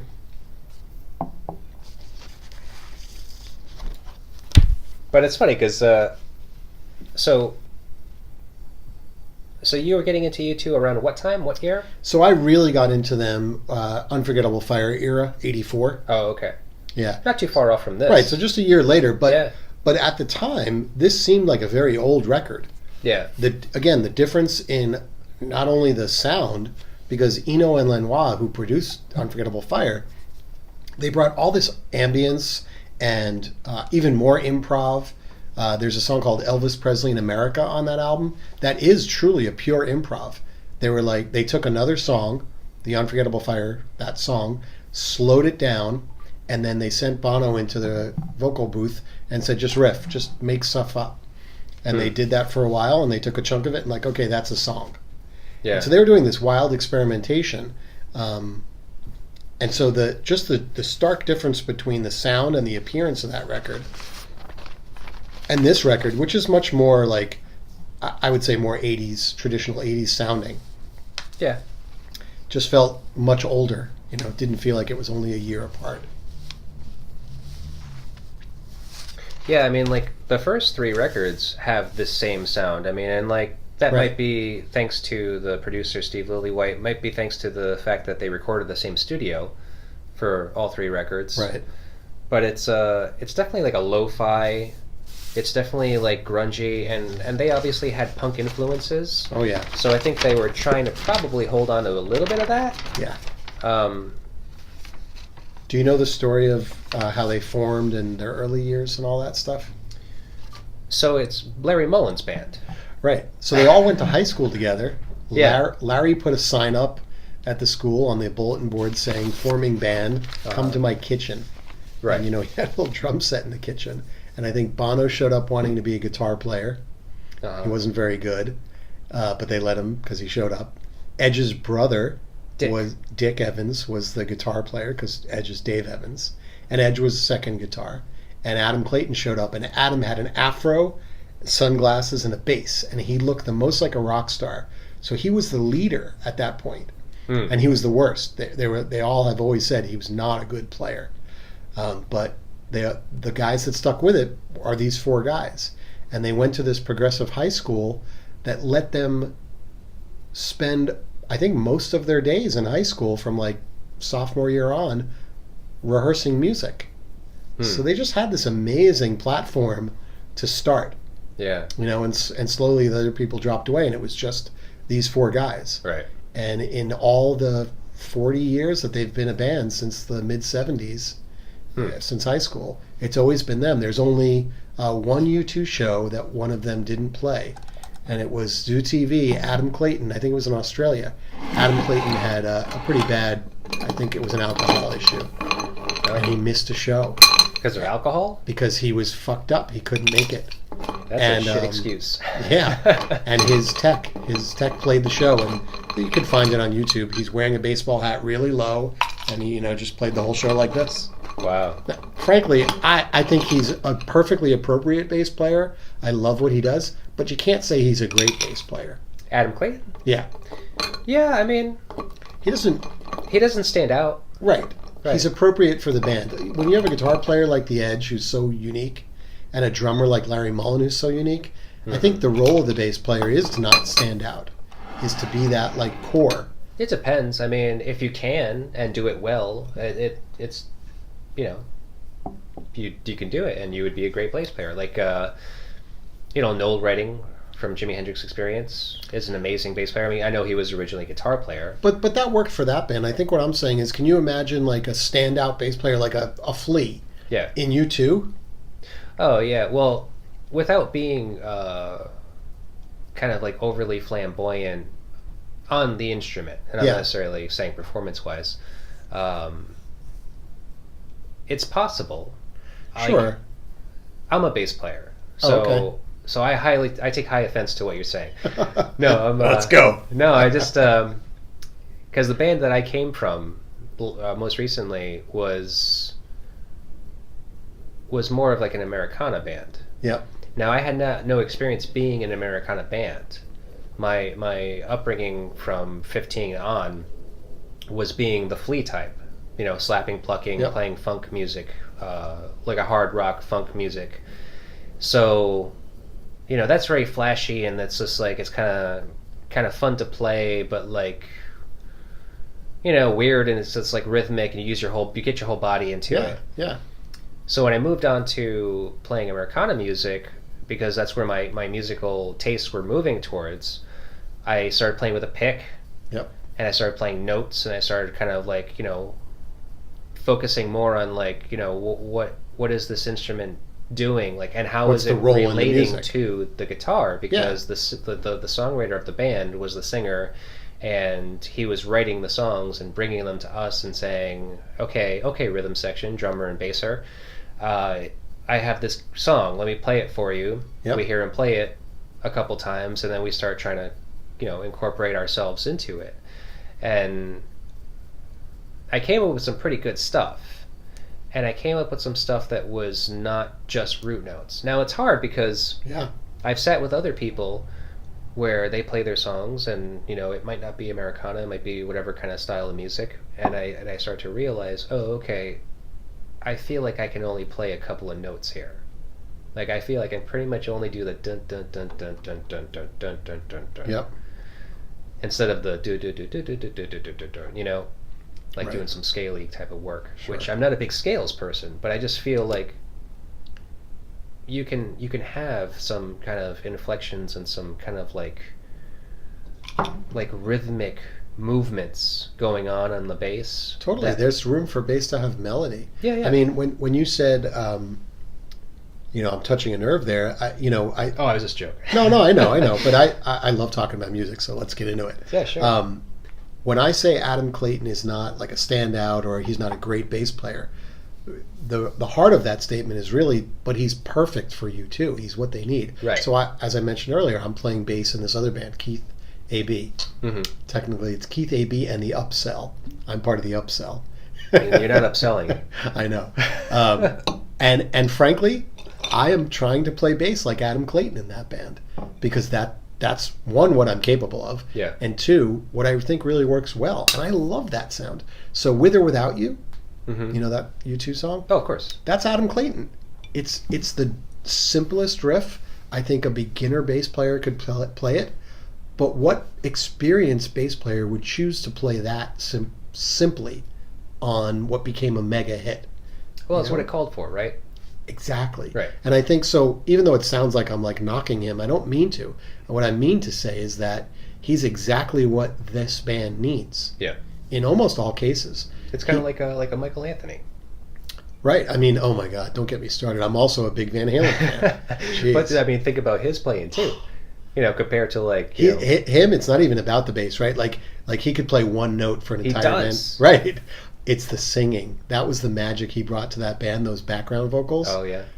The guy had such a high range, and as a counterpoint to David Lee Roth, I love the original David Lee Roth era is so much fun and so good. Yeah. The reunion was just a kind of an embarrassment. But the fact that they did the reunion with, I know why they brought in Eddie Van Halen's kid. I actually think that's really cool. My son plays guitar, and I yearn to play with him. He's not ready for it yet. He's 16. He's very much in the go away dad stage. Right. But I get it. I see why Van Halen did that. Yeah. But what a kind of what's the right word? So I could probably pay him a lot less too. Pay him a lot less, but it's just such a knock to this classic 70s and 80s band that people really, really love. Yeah. And they just kick out one of the four members. I could see if it was a 5 or a 6-piece band, one guy maybe you wouldn't miss him so much. But listen to those early Van Halen records and tell me Michael Anthony is not a key part. It's not just his bass playing, it's his vocals too.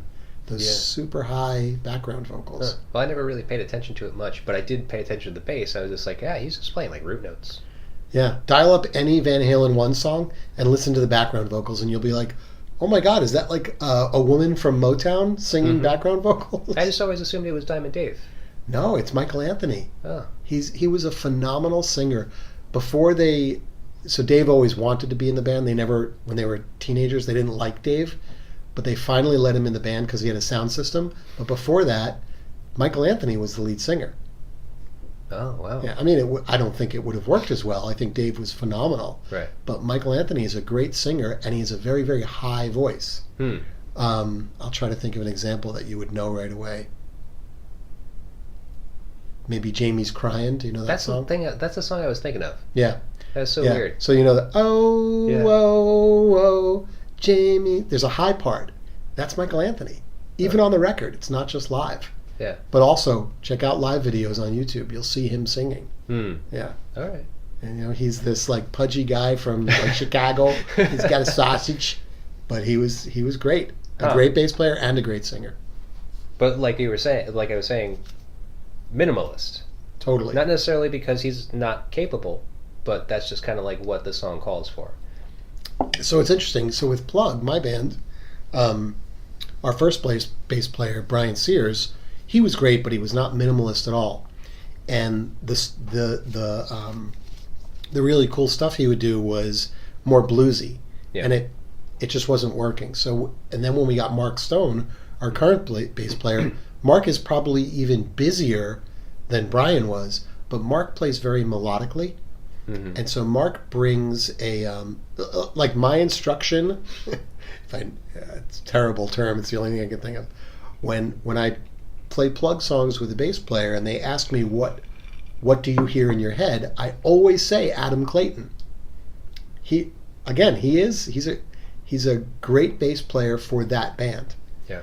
And so in my head, that's what I hear for my songs.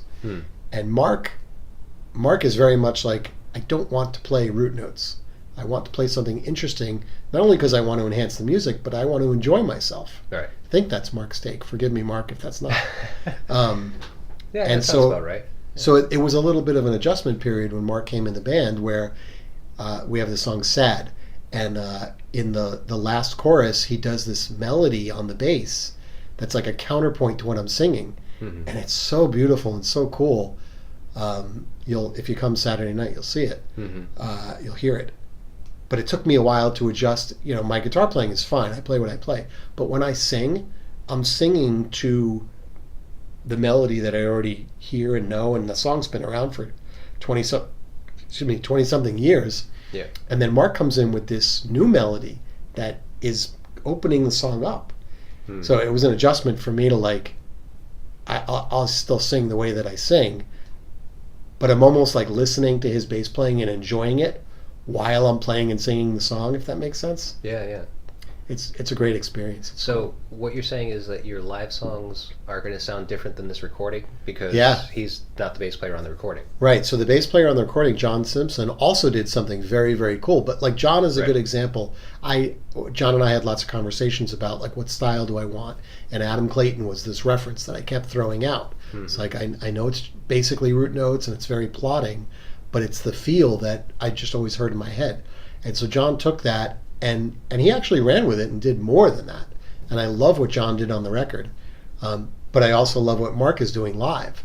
You know, they're two very different things. Yeah. So who knows? Maybe someday we'll do a live record and we'll have Mark's versions of the songs out there. Yeah. Cool. Well, so that makes it more intriguing now to actually see the live performance because it's going to sound a little different than the recording. Oh, yeah. And Karen also. So Karen Orsi, our lead guitar player, she's not on the record at all.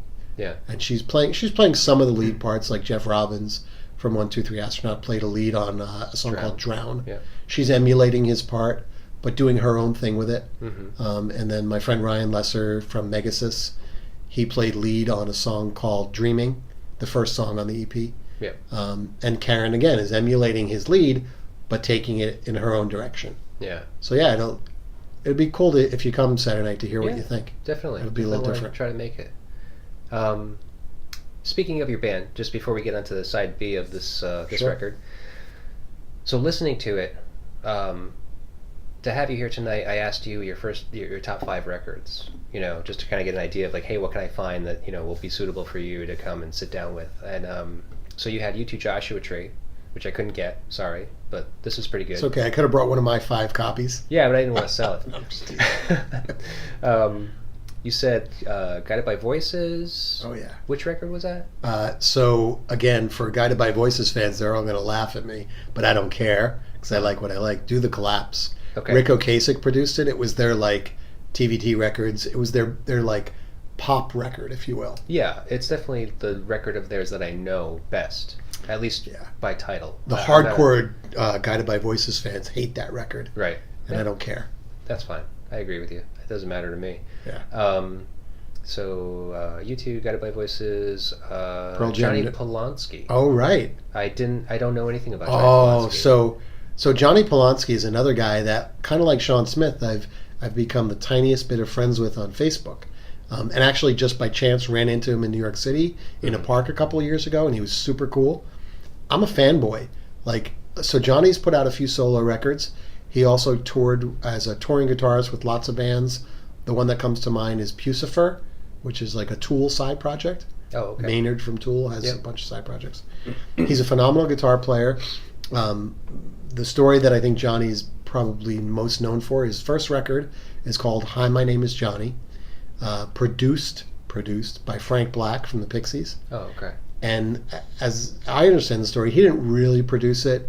He kind of gave some feedback and lended his name for the promotional aspect. Mm-hmm. Johnny, he took the record company gave him a budget. This is like 96 or 95, 96. The record company gave him a bunch of money. He took all that money and like outfitted his mother's apartment in Chicago with soundproofing and recording gear and just made this fucking amazing power pop record. Buy it, listen to it, whatever. If you don't like it, I'll pay you back. It's such a great record. It's called Hi, My Name is Johnny. Mm-hmm. If you only listen to one song, listen to Love, Lovely Love. He's such a good pop songwriter. Uh-huh. And again, forgive me, Johnny. He looks like sort of a Johnny Thunders, sort of New York guy, like dark black hair, longish. Yeah. I have a big nose, so I can say this. He also has a big nose. He's sort of very ethnic looking. Uh-huh. I don't know. I can't say enough good things about that record. He's made other solo records, which I really like, but that first one has that something special. Yeah. Okay. So what were the other ones that were on there? Was Pearl Jam No Code on there? Pearl Jam No Code, right? Yeah. So that's hard to get. It's hard to get, and it's also, a lot of, if you're not a crazy Pearl Jam fan, you're looking at the outside, people would say that's the one where they fell off, but it's also the one where they really went crazy with experimentation. Yeah. They had 10, which was a mega hit. Then they had Verses, which I hate 10. The recording of 10 is the worst. Listen to it's called 10 Redux, where they remixed it with not the original producer, with their later producer, Brendan O'Brien. Okay. And it has a much more raw sound. All right. Yeah, the production's tough on 10, I agree. Yeah. But great songs. Yeah, no, I mean, it was great. I listened to it like to death, but I always hated it. The Redux version is especially way because they better. had the music videos on MTV. Oh, yeah. And it was just basically them live. Yeah. And I was like, oh, this is great. This sounds awesome. It looks good. Like, they're really exciting and energetic. And then you put the tape on or the fucking record. And it's like once removed from hair metal. And it just sounded like crap. It's really it was just a reverby. really bad recording. Yeah. So Rick Parashar, who produced that, was, he was trying to kind of ride the times, and he didn't know what grunge was. Nobody knew. Right. The first Alice in Chains record, listen to that. That has a similar vibe to it. Yeah. It's got one foot still in the hair metal era. And by the way, I loved some of the hair metal stuff. I have Sirius in my car, Sirius XM, and that hair metal channel is great. When Rat comes on or Cinderella comes on, I mean, I'm banging my head. I love that stuff. Right. No, that's fine. But anyway, so No Code, the reason that would be on my list is Pearl Jam had 10, and you go from nothing to mega stardom, and then they did Versus, which is a very angry record, very raw, and great, and I think at the time, like the number one biggest selling record, week one record in history at the time. Yeah. And then they do Vitology, which again has like a lot of anger and a little bit of experimentation. Mm-hmm. And then at that point, they basically decided as a band, all right, we have to pull back, like, or we're going to break up, or someone's going to die. Like, we need to do. We want to keep making music and touring and everything, but we need to pull back. How do we do that? And I think they made a decision as a band to put out an experimental record to intentionally shed some fans. They didn't want the fans that were there that thought Eddie was cute. That's not what they were about. They wanted to make music for a living. Right. And if you're only recognized for how attractive you are, that's got a time frame on it. That's going to go away. Everybody gets older. He's still doing pretty good, though. Yeah, well, pretty lucky guy. Yeah. But yeah. Yeah. And he'd probably say the same thing. Right. So No Code is really the record where they did some really strange stuff, and I love it so much. Yeah. The single from that is called Who You Are, and it's inspired by like Eastern stuff. It's very much like when the Beatles went to the Maharishi. Yeah, that guy. Yeah. It's got that vibe to it. Mm-hmm. Sitar on it and stuff. And it's just so cool. Yeah. And everyone else hated it, so of course I loved it. Okay, cool. And then Radiohead the Bends. Oh yeah, do you know that record? Oh, of course, yeah. That's a great record. I love OK Computer. That's their big record. Yeah. My wife and I were dating when that came out, and we totally bonded over OK Computer. There's something about that album that is sort of defining to our relationship, right? But I have a very close friend. I'll give him a shout out, Mike Jaffe, who is kind of a musical guru to me. He was in a band called Fuzz the World, which very few people know. They were a local New Jersey band that were so great. Yeah. With the right management at the right place in the right time, they could have easily been part of the 90s grunge era. They were phenomenal. And I would go see them pretty much every weekend in like 96, 97. Mike said to me, "You, Fred, would like Radiohead." And I was like, come on, the band that sings that song Creep? Like that really odd-looking guy on MTV with the blonde hair and the weird eye? Yeah. Like, I don't care about that band. There's some Britpop thing. Uh-huh. I just don't care. He's like, you're wrong. You should listen to their second album called The Bends and tell me what you think. So I listened to it and I was like, yeah, I kind of like this. And at the time, no one knew this, but they were recording OK Computer, and they were asked to go out on tour with Alanis Morissette. So it's 96. Remember Alanis Morissette's first record, Jagged Little Pill? Yeah. You Ought to Know. Right. And so she immediately was touring arenas. Right. So my brother and his friends had tickets, and they said, "Oh, do you want to go see Alanis Morissette?" I was like, "Fuck no." Well, wait, who's opening? And they said, "Oh, this is some band named Radiohead. I think they're British." And I went, "Oh, Mike Jaffe, my musical guru, said I should like them, and I kind of like that one record. Okay, I'll go." Huh. Little do I know, it's floor seats, 10th row. So I insist that we get there early to see the opening band, because that's the only reason I went. I didn't care about Alanis Morissette. Right.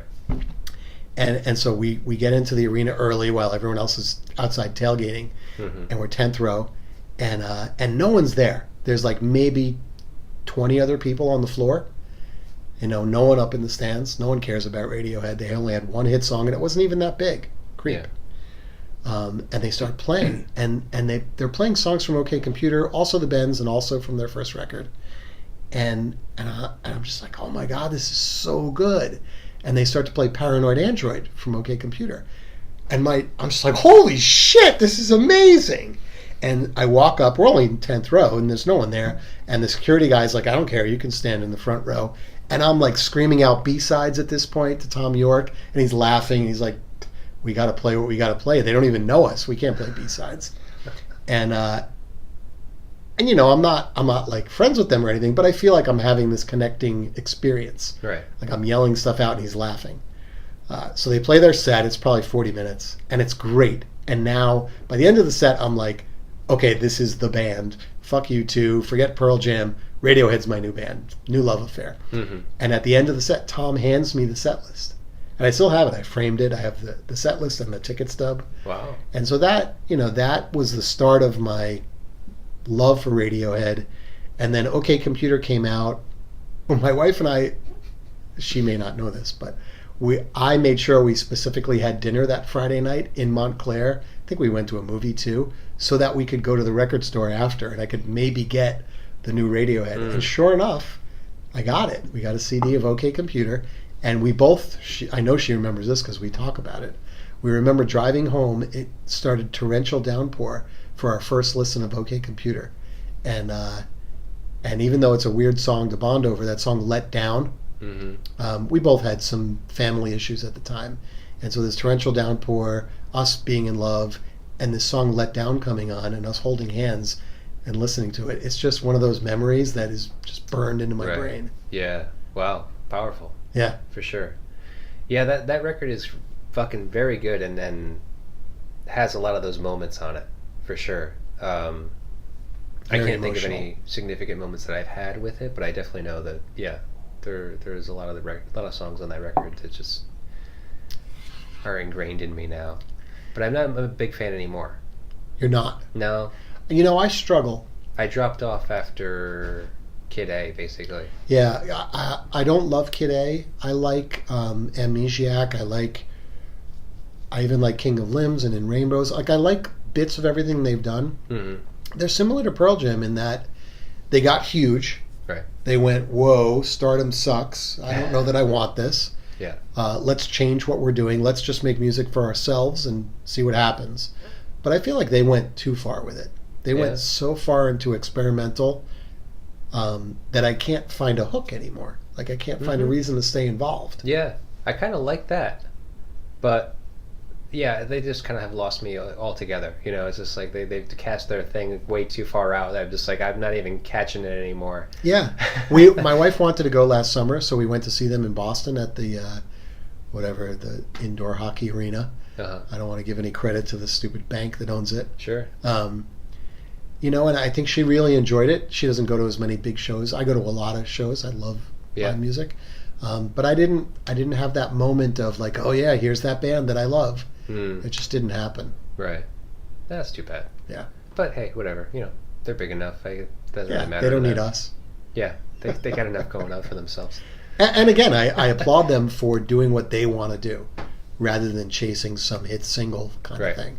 Okay, so I was getting into that because I wanted to mention that your band, listening to your new record, which is out now, go get it. Yes, please. It's only $5. It's very, very cheap for or free on Spotify or Apple Music or any other. If you just want to listen to it, just fucking just stream it. That's fine. Yeah. Please share it if you listen to it. Right.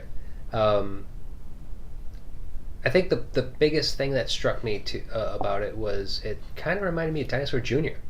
Oh man, thank you. Is that okay? Totally. So there are certain influences that I mentioned that I don't for a minute think we live up to, but it's what I'd like to live up to. And so Dinosaur Jr., Matthew Sweet, and the Lemonheads are an essential part of like what I'd like to do. Yeah. Well, I think that's in there. Oh, cool. I mean, from my listening of it, I'm like, I don't hear U2. I don't hear Radiohead necessarily. But I was like, I'm hearing a lot of like Dinosaur Jr. in this and like Guided by Voices. Oh man. I mean, like not carbon copies, but I'm just saying, like, obviously that I think that's where the influence is coming in from more than U2. Like, obviously you're a huge U2 fan. Obviously you're a huge Pearl Jam fan, but you know, as far as like me knowing that about you and then listening to the songs is like, yeah, I'm hearing more of this. Sure. So. Yeah, one of the things, so I went to art school. I went to the University of the Arts in Philadelphia. And one of the things I learned in school that at the time was new to me was this idea of influences and how artists use influences. And there's endless ways that it happens. The thing that was most interesting to me was this idea of like digesting an influence. So there's something you love, like U2. For me, I love U2 and I love Pearl Jam. Those are probably my top twos. Not probably, definitely my top two. I've listened to that music so much that when I sit down to play guitar or write or whatever, I always hear that.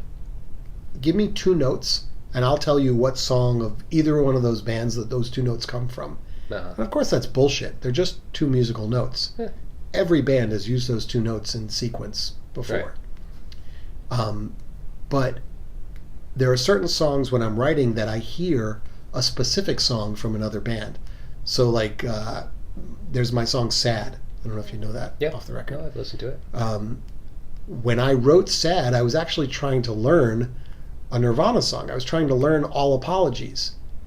You know, and at the time there's no internet in 1993. It wasn't a thing. Right. So I'm just there with my guitar trying to like, what is he playing? What is that? And as I'm doing that and I can't figure it out, I'm not getting it right, but I am playing something cool. And so that, to me, that's just an example of like, I've digested this influence, I tried to emulate it, and I threw away that effort, but I accepted what I wound up with, which was this riff that became the song Sad that I really liked. And then that became, it was actually a Pixies thing in that song. So it's a quiet riff, and then a loud banging riff, which is a very, Pixies kind of thing to do. And also Dinosaur Jr. was what I was thinking. Right. Because he did that a lot as well. And so that Where You Been, I think, is the Dinosaur Jr. record that I really like. Yeah. And I can't play guitar like Jay Mascis, but I try, and so like maybe the tone of my guitar is going for what he's going for. So yeah, it's just this whole idea of being a fan and not being afraid to wear that on my sleeve. And when people mention stuff like that, I just get excited. I mentioned my friend Guy Benoit before, and he called out the same thing. Oh, yeah? This has a Dinosaur Jr. vibe to it. Yeah, yeah. Like, oh my God, thank you. Coming from Guy, too. Yeah, that's great. Do you know Guy? Not personally. We've crossed paths a lot, but I know his music, and I know like the bands he's been in, and I know guys that he's been worked with. So yeah, he is he's a good friend. I absolutely adore him in every way. He is one of the smartest, most interesting guys I know. Yeah. He would probably hate this, but if you can get him to be on your show, it would be an awesome podcast. If he's gonna hate it, well, only because I think he doesn't. He's not super interested in public speaking. Yeah, no. He is and he isn't. But anyway, maybe I'll make an introduction and you guys can figure it out. But Guy is like a walking encyclopedia of music, not just he knows all about the stuff we've talked about tonight and then some, but he also knows a lot more older stuff and other genres. And he would blow me out of the water, I'm sure. Oh, he has such good taste too. Right. Yeah. Right, and again, he can match up the taste to the person. Like, be like, okay, well, you like this, so then I can push this on you. Absolutely. But he doesn't like that, so I'm going to push this on him. Like, yeah. And no matter what he pushes, he'll always push the Stooges. Oh well, you can't go wrong, really. No, you can't. Yeah, he's right to do that. All right. Well, I got a Stooges record for him if he wants it. So. Oh, there you go. I'll definitely make an introduction. All right. I was going to say Guy Benight or maybe one of the guys from Oceans of the Moon, because they're doing pretty well right now. Are they? Yeah. I don't know those guys. Are they Providence guys? Yeah, yeah. Oh, I'll have to look them up. Old school Providence guys, like noise rock band. Yep. I mean, noise rock is the label, right? But it's just kind of like weird psychedelic garage rockish stuff. Sure. I think Oceans of the Moon is more ambient. Okay. Because it's Rick Peltier from Six Finger Satellite. Oh yeah. He used to be in Chinese Stars. Yep. He was in La Machine. Okay. And so it's kind of like, I guess it's, from what I've read, it's an extension of La Machine. Oh, cool. It's Dare Mathewson, who I know Dare really well. Oh, yeah. Dare So Mathewson is from Made in Mexico. Yeah. So Dare, I mentioned earlier my friend Ryan Lesser. Yep. So Ryan and I grew up together in New Jersey. Ryan's my connection to Providence. Yep. I moved to Providence to live near Ryan. Oh. Our families are very close. Yeah. Our wives are good friends. Our kids are like best friends. And Ryan is probably my best friend. Yeah. And so Ryan and Dare worked together. They went to RISD together, but they also worked together at Harmonix on Guitar Hero and Rock Band and all that stuff. So yeah, I know Dare really well. Oh, I live like a block away from Dare. Oh, cool. Yeah. Yeah, so it's Dare and then John Loper.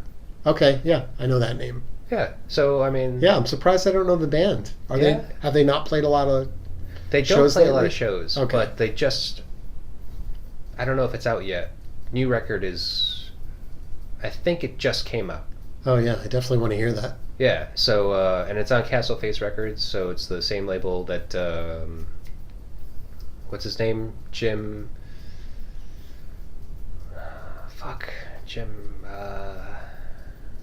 I can't think of his last name right now, but from the OCs. It's his label out in California. Yeah. Yeah. The OCs, man, they're great. Yeah. Yeah. Yeah. So I think actually I think the last show they played was actually opening for them in New York. Oh, wow. Yeah. So they're doing pretty well, I guess. Oh, that's very cool. Yeah, so they have a new video on YouTube right now. Oh yeah, I'm going to watch it tonight then, for sure. Okay, yeah, look it up. It's they're on Facebook. I follow them on Facebook, so very cool. Yeah, they're pretty good. So you I was thinking mentioned about like Rick, maybe if I can get Rick in here, that would be cool. Yeah, he'd be great. Yeah. So. You mentioned noise rock. Do you remember a band from a few years ago called Ming Toro? Speak closer to the mic. I can't hear you. Ming Toro. Mini Toro? Ming Toro, like Ming the Merciless from Flash Gordon. Yeah, that's right. It was a band that had been around for a little bit, and then for the last year I played guitar with them. Oh, okay. Just another noise rock band. It was really fun. Yeah, and you were playing with them? Yeah. I played lead guitar with them for a while. Yeah, I'm kind of into the noise rock thing. I really it's like fun it. stuff. It's not my go-to. It's not my main thing. I like more melody and more pop stuff. But this band, it did a good balance with that stuff. The singer, Kevin Zonfrillo, was really great. He had great melodies. He was a great singer. And he also used a theremin on stage, which is always fun to watch. You can't go wrong with a theremin in a noise rock band. Right. That's one of those things, just like, it just adds to the show, Totally. if nothing else. Totally. I mean, he really made a performance out of it. Yeah. I remember Angelo from Fishbone was using a theremin for a while. Or at least he has been since, like, the middle of their career, I guess, or whatever. And that guy doesn't need anything else on stage. No, it could just be him freaking out. Yeah, but he fucking played the shit out of that thing. I bet. For a theremin, I mean, he's a wild man. Yeah, I mean, he played saxophone. That was his thing, other than singing and going crazy. Right. Yeah. I saw them. I went to school at University of the Arts in Philadelphia. Yeah. My freshman year, probably it was still September, so just a few weeks into the first semester of school. A bunch of kids were like, "Oh yeah, we're going over to University of Pennsylvania, and we're going to see this band Fishbone, who I'd never heard of." So I'm like, whatever, is there going to be beers? Is there going to be other stuff going? I want to have fun. And they're like, yeah, come on, it'll be a party. We'll go. It's an outdoor concert. So we go, and sure enough, there's beers and other stuff, and we're having a good time. And we're like, it wasn't a huge crowd. It was maybe 300 people, but it was outdoors, so there's a lot of space. Yeah. So we worked our way close to the front, but we're like side stage left, which is the right side. And we're like dancing and grooving and having fun. I forget the opening bands; they were local. And this guy's like comes over and he's dancing with us. Oh, and he's got a bowler hat on. You're making the record skip. Sorry. Oh, sorry. No, it's all right. You Oops. gotta. Yeah, it's really. This shed's about to fall apart, and the record doesn't help. Like, I'm getting into the story too much. Sorry. That's okay. So we're dancing and having fun, and then this other guy wearing a bowler hat comes over, and he's got his head down, and we can't see his face. And finally, he looks up, and he's got this little goatee, and he's an African-American guy. It's Angelo. And we knew who he was, because they had a video at that time and everything. And we didn't, like, freak out, but he noticed us noticing him, and he's like, he gives us, like, a wink, and he's like, keep it cool.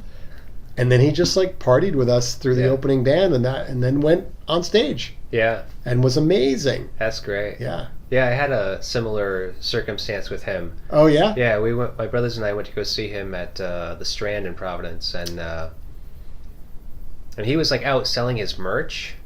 Oh, really? Yeah, he was like, you walk into the lobby and they had the little merch section over to the side. So we go over there and he's selling his merch. Wow. And we're like, oh shit! Like, Angelo, what's up, man? He's just like, hey, brothers, what's going on? They're like.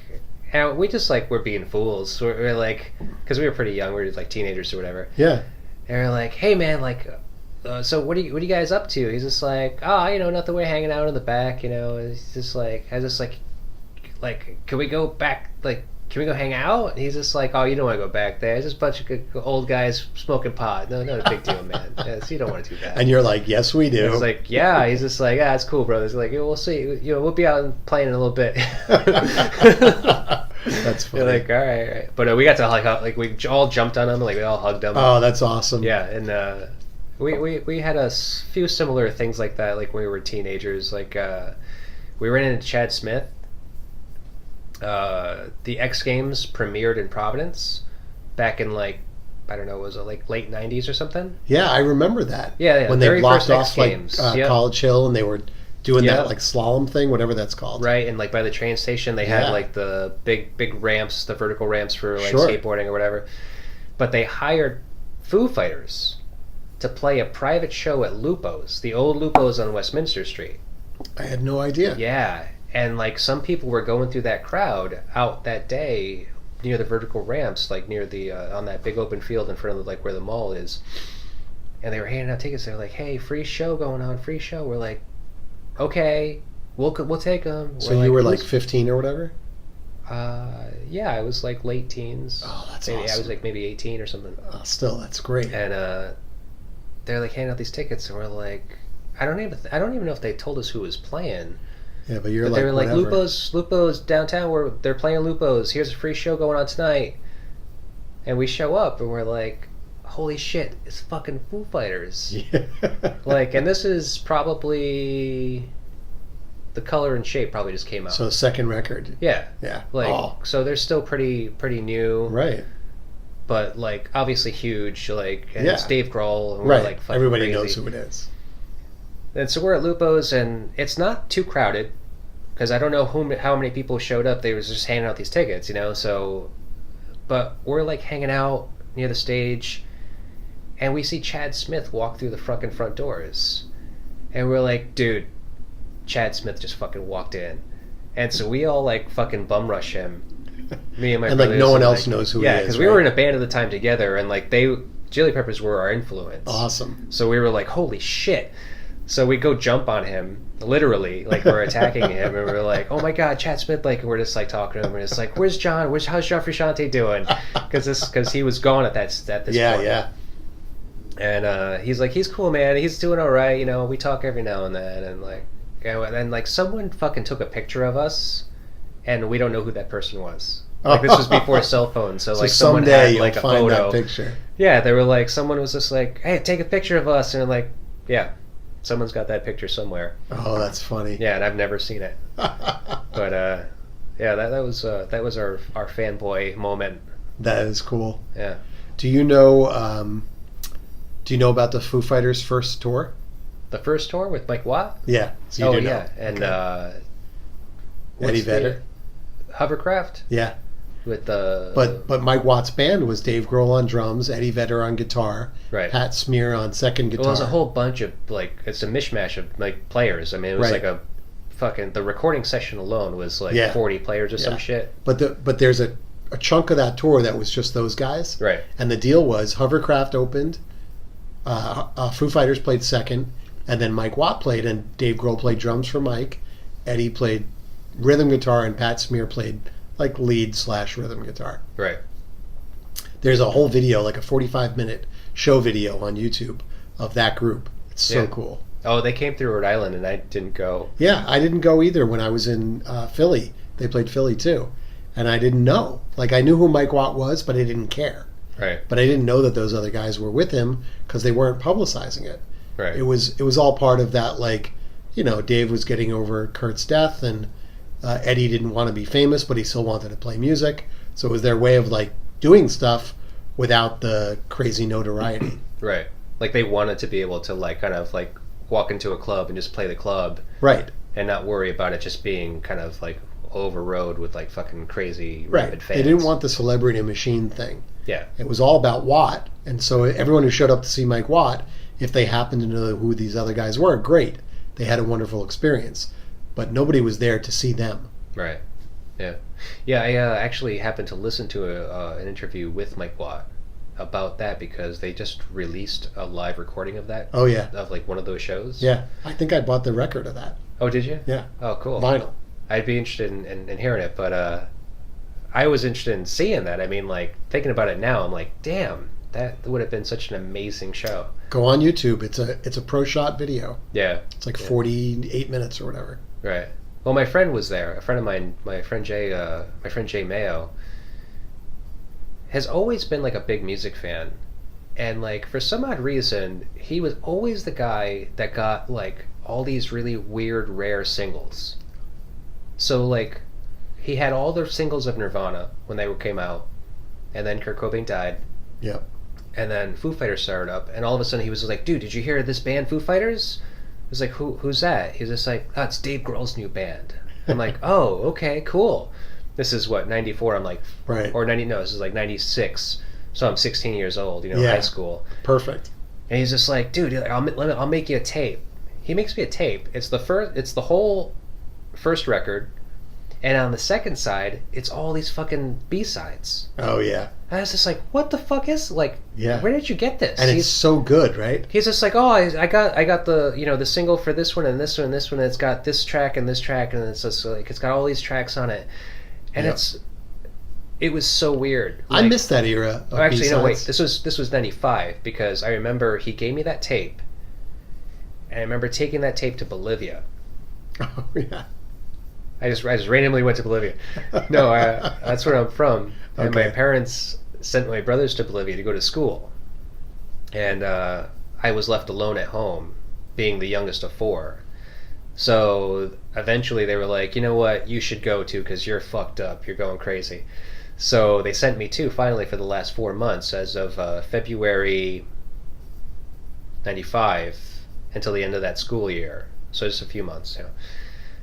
And I remember I brought that tape with me. Nice. And I brought a Nirvana tape too, because he had all these B-sides of Nirvana songs. So it had like beans on it. You ever heard that? Oh yeah, of course. Yeah, like all these really weird, rare... Marigold, Moist Vagina, right? Yeah. All those, yeah. Yep. I had a tape of all these things from Nirvana. And I went to Bolivia and I gave it to my brothers. I was like, dude, Jay gave me this tape full of all his Nirvana songs. Listen to this. And they're like, oh, awesome, cool. And it was such a weird, small, like, international school that we went to. So there's all these fucking guys from, like, all over the world. All these kids, all these cool-ass kids that smoked pot and were from Germany and Switzerland and wherever. Everywhere fucking in the world. But there were some local kids, too, from Bolivia. And I remember, like, playing the tape for, you know, just a bunch of people, like, you know, out in the kiosk or something somewhere. Yeah.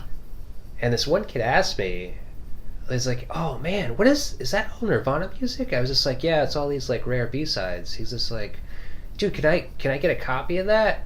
And for some reason, being in my teens and, like, being, like, you know, like, you had that complex that, like, you know, you're too cool for everyone else thing. I was just like, no, man, no, I can't make you a copy. He's just like, oh, come on, like, I just want to be able to hear that. I was just like, no, man, this is my copy. I worked hard for this copy. Yeah, well, yeah, I was just an asshole, whatever.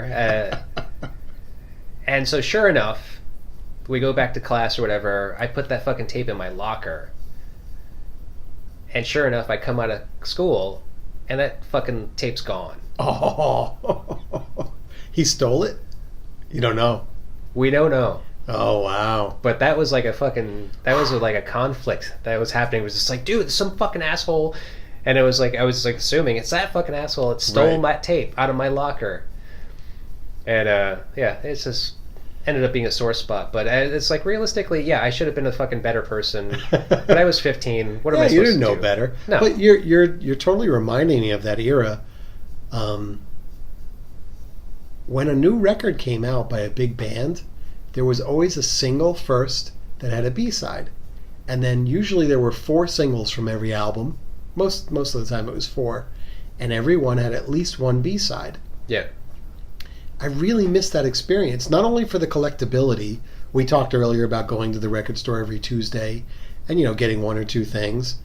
But also that hearing a B-side and feeling special because, yeah, everyone knows who Nirvana is and likes Nirvana, but I'm the one that knows this song. Most people don't know this song, you know?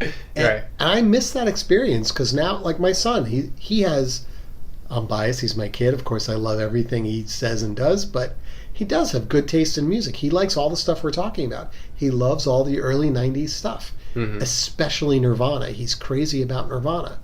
But he doesn't have that experience of like, these are the albums, and then if you're a real fan, here's all this other stuff that you can get into. Right. To him, it's all just Nirvana. Right. And he likes all of it. So I talked to him about Nirvana, and he really likes Love Buzz and Molly's Lips and, you know, the covers. That, to me, were rare B-sides that you had to really be hardcore to know that even existed. Right. And to him, it's like, that's right up there with Teen Spirit. Like, everyone knows Love Buzz. What do you mean? Right. It's a great Nirvana track. Right. So I miss that era. That's my point. Yeah. No, I hear you. I mean, well, with a band like that, I mean, if you were in love with a new band today, it could be possible to do that, I guess. Except, if you're in love with a new band today, and again, I'm not young. I know that I'm not young. I apologize if I'm wrong. My impression is that if you're in love with a new band today, you go on Spotify or Apple Music or YouTube, and everything is there. Yeah. You don't have to do any work. And so removing from the equation the effort changes how special it is. Right. Well, buying a record in general is changing the experience. You know, like being able to download it or stream it has changed the experience. But I think there are bands, and I think, especially with the revitalization of vinyl, that's becoming more prevalent in the market, as far as like collectors are concerned, as far as like true fans being like people that are like, I fucking love this band, I want to hear every fucking thing that they do. Right. You know, because they'll be on their website. I don't go to any band's websites. You know, like You I go just to don't. YouTube or Spotify or Apple Music, whatever. I mean, if I want to hear their music, I know where to go find their music. I don't go to their website just to Right. like go stalk them. Like, hey, where are they going to be next? Oh, where are they fucking like, you know? Right. Are they planning on recording a new record? Like, I don't care. Just let me know when it's out. But I think that bands are still doing that. They're still releasing limited edition things, especially on vinyl, because it's just like, I feel we like had it's this more- EP or whatever, or like, Yeah, but I feel like the limited stuff is more merch. It's not music. well, I don't know. I can't speak to the quality of the music they're putting out, but they're putting out stuff that, you know, is not going to be on their record, and therefore you can't find it on Spotify. I can't speak with any knowledge about like young bands. Like maybe it's not even a young band, but like the 1975 or any kind of modern band. yeah, like a modern or pop is really big, or a rap. I have no idea what goes on in those worlds. I really am clueless. But as far as rock bands that are young, I don't see that. I don't see the like, I'm a real fan, so where's the little bit extra for me as a big fan? Right. Certainly with the big bands, they just don't do it anymore. Pearl Jam, U2, Radiohead, they put out their record, and that's really it. There aren't B-sides anymore. Well, Pearl Jam's got the 7-inch club. If you're part of the fan club, you get the 7 fan inches. club though, that's a sore spot with us fan club guys. So I've been in the fan club since '92. The fan club is based on seniority. The longer you've been in the club, the better your concert tickets are generally. Oh. It changes. Okay. So I have been front row center more times than I can tell you. It's been wonderful. I don't regret a minute of it. I think what you're talking about is every Christmas, part of the deal is they're supposed to give you a single, a fan club single. Yeah. And for the first few years they did that. And then after about the 10th year, they like started running late. And so here we are in 2019. The 2018, the 2017, and the 2016 single still haven't come out. We've gotten something digital, but we haven't gotten anything physical. Whoa. And so yes, I know I'm ranting about No, I mean this, that. but it's it's disappointing. Yeah. REM used to do that too. When REM was still a functioning band, they had a great fan club. They would give a holiday single every year to fan club members. U2 does something similar. It's not based around holidays, and it's not guaranteed. I think you pay $40 a year, and you get pre-sale tickets. You don't get. It's not based on seniority as far as where you sit. You just get access to tickets. You wind up where you wind up. Mm-hmm. But they also then give you the ability to buy special releases. So like they just finished up their last year their tour, the Experience and Innocence tour. Mm-hmm. So they have a live record that's only available to fan club members. Oh. So that's kind of cool. Yeah. That's somewhat similar to what we were talking about. Yeah, I guess so. I mean, you know, but yeah, just for bands to be offering some kind of limited, you know, the fuck I was going over here. Some kind of limited pressing of something, or you know, especially like B-sides, you know, rarities, things that didn't make it on the record that are still decent, still worth it. You know? Right. I think the whole B-side thing worked really well in the CD era, because you could sell your album for whatever, $15. Yeah. But then you could sell a single with 2 or 3 songs for $10. And so when the record stores were still everywhere, you had Sam Goody and things like that. Singles were a great business. Yeah. Yeah, some of them, especially now, like, are actually worth a lot of money, even though they're CDs. I'll have to go through my collection and go on Discogs and see what's what. Some of those old Nirvana ones, yeah. I have all of them. So, okay, with that being said, I just got to ask you, what do you know about the Pennyroyal Tea single? So is that the one that has Moist Vagina as the B-side? It's not really a B-side because it's CD, but... I'm going to assume you don't have it. Yeah, you think? and because from what I know of it, and thinking about my friend who I was telling you about is the big B-sides collector guy. Yeah. Who gave me all these like copies of like singles and B-side rarities from his collection. This is like from the 90s as well. This is like when they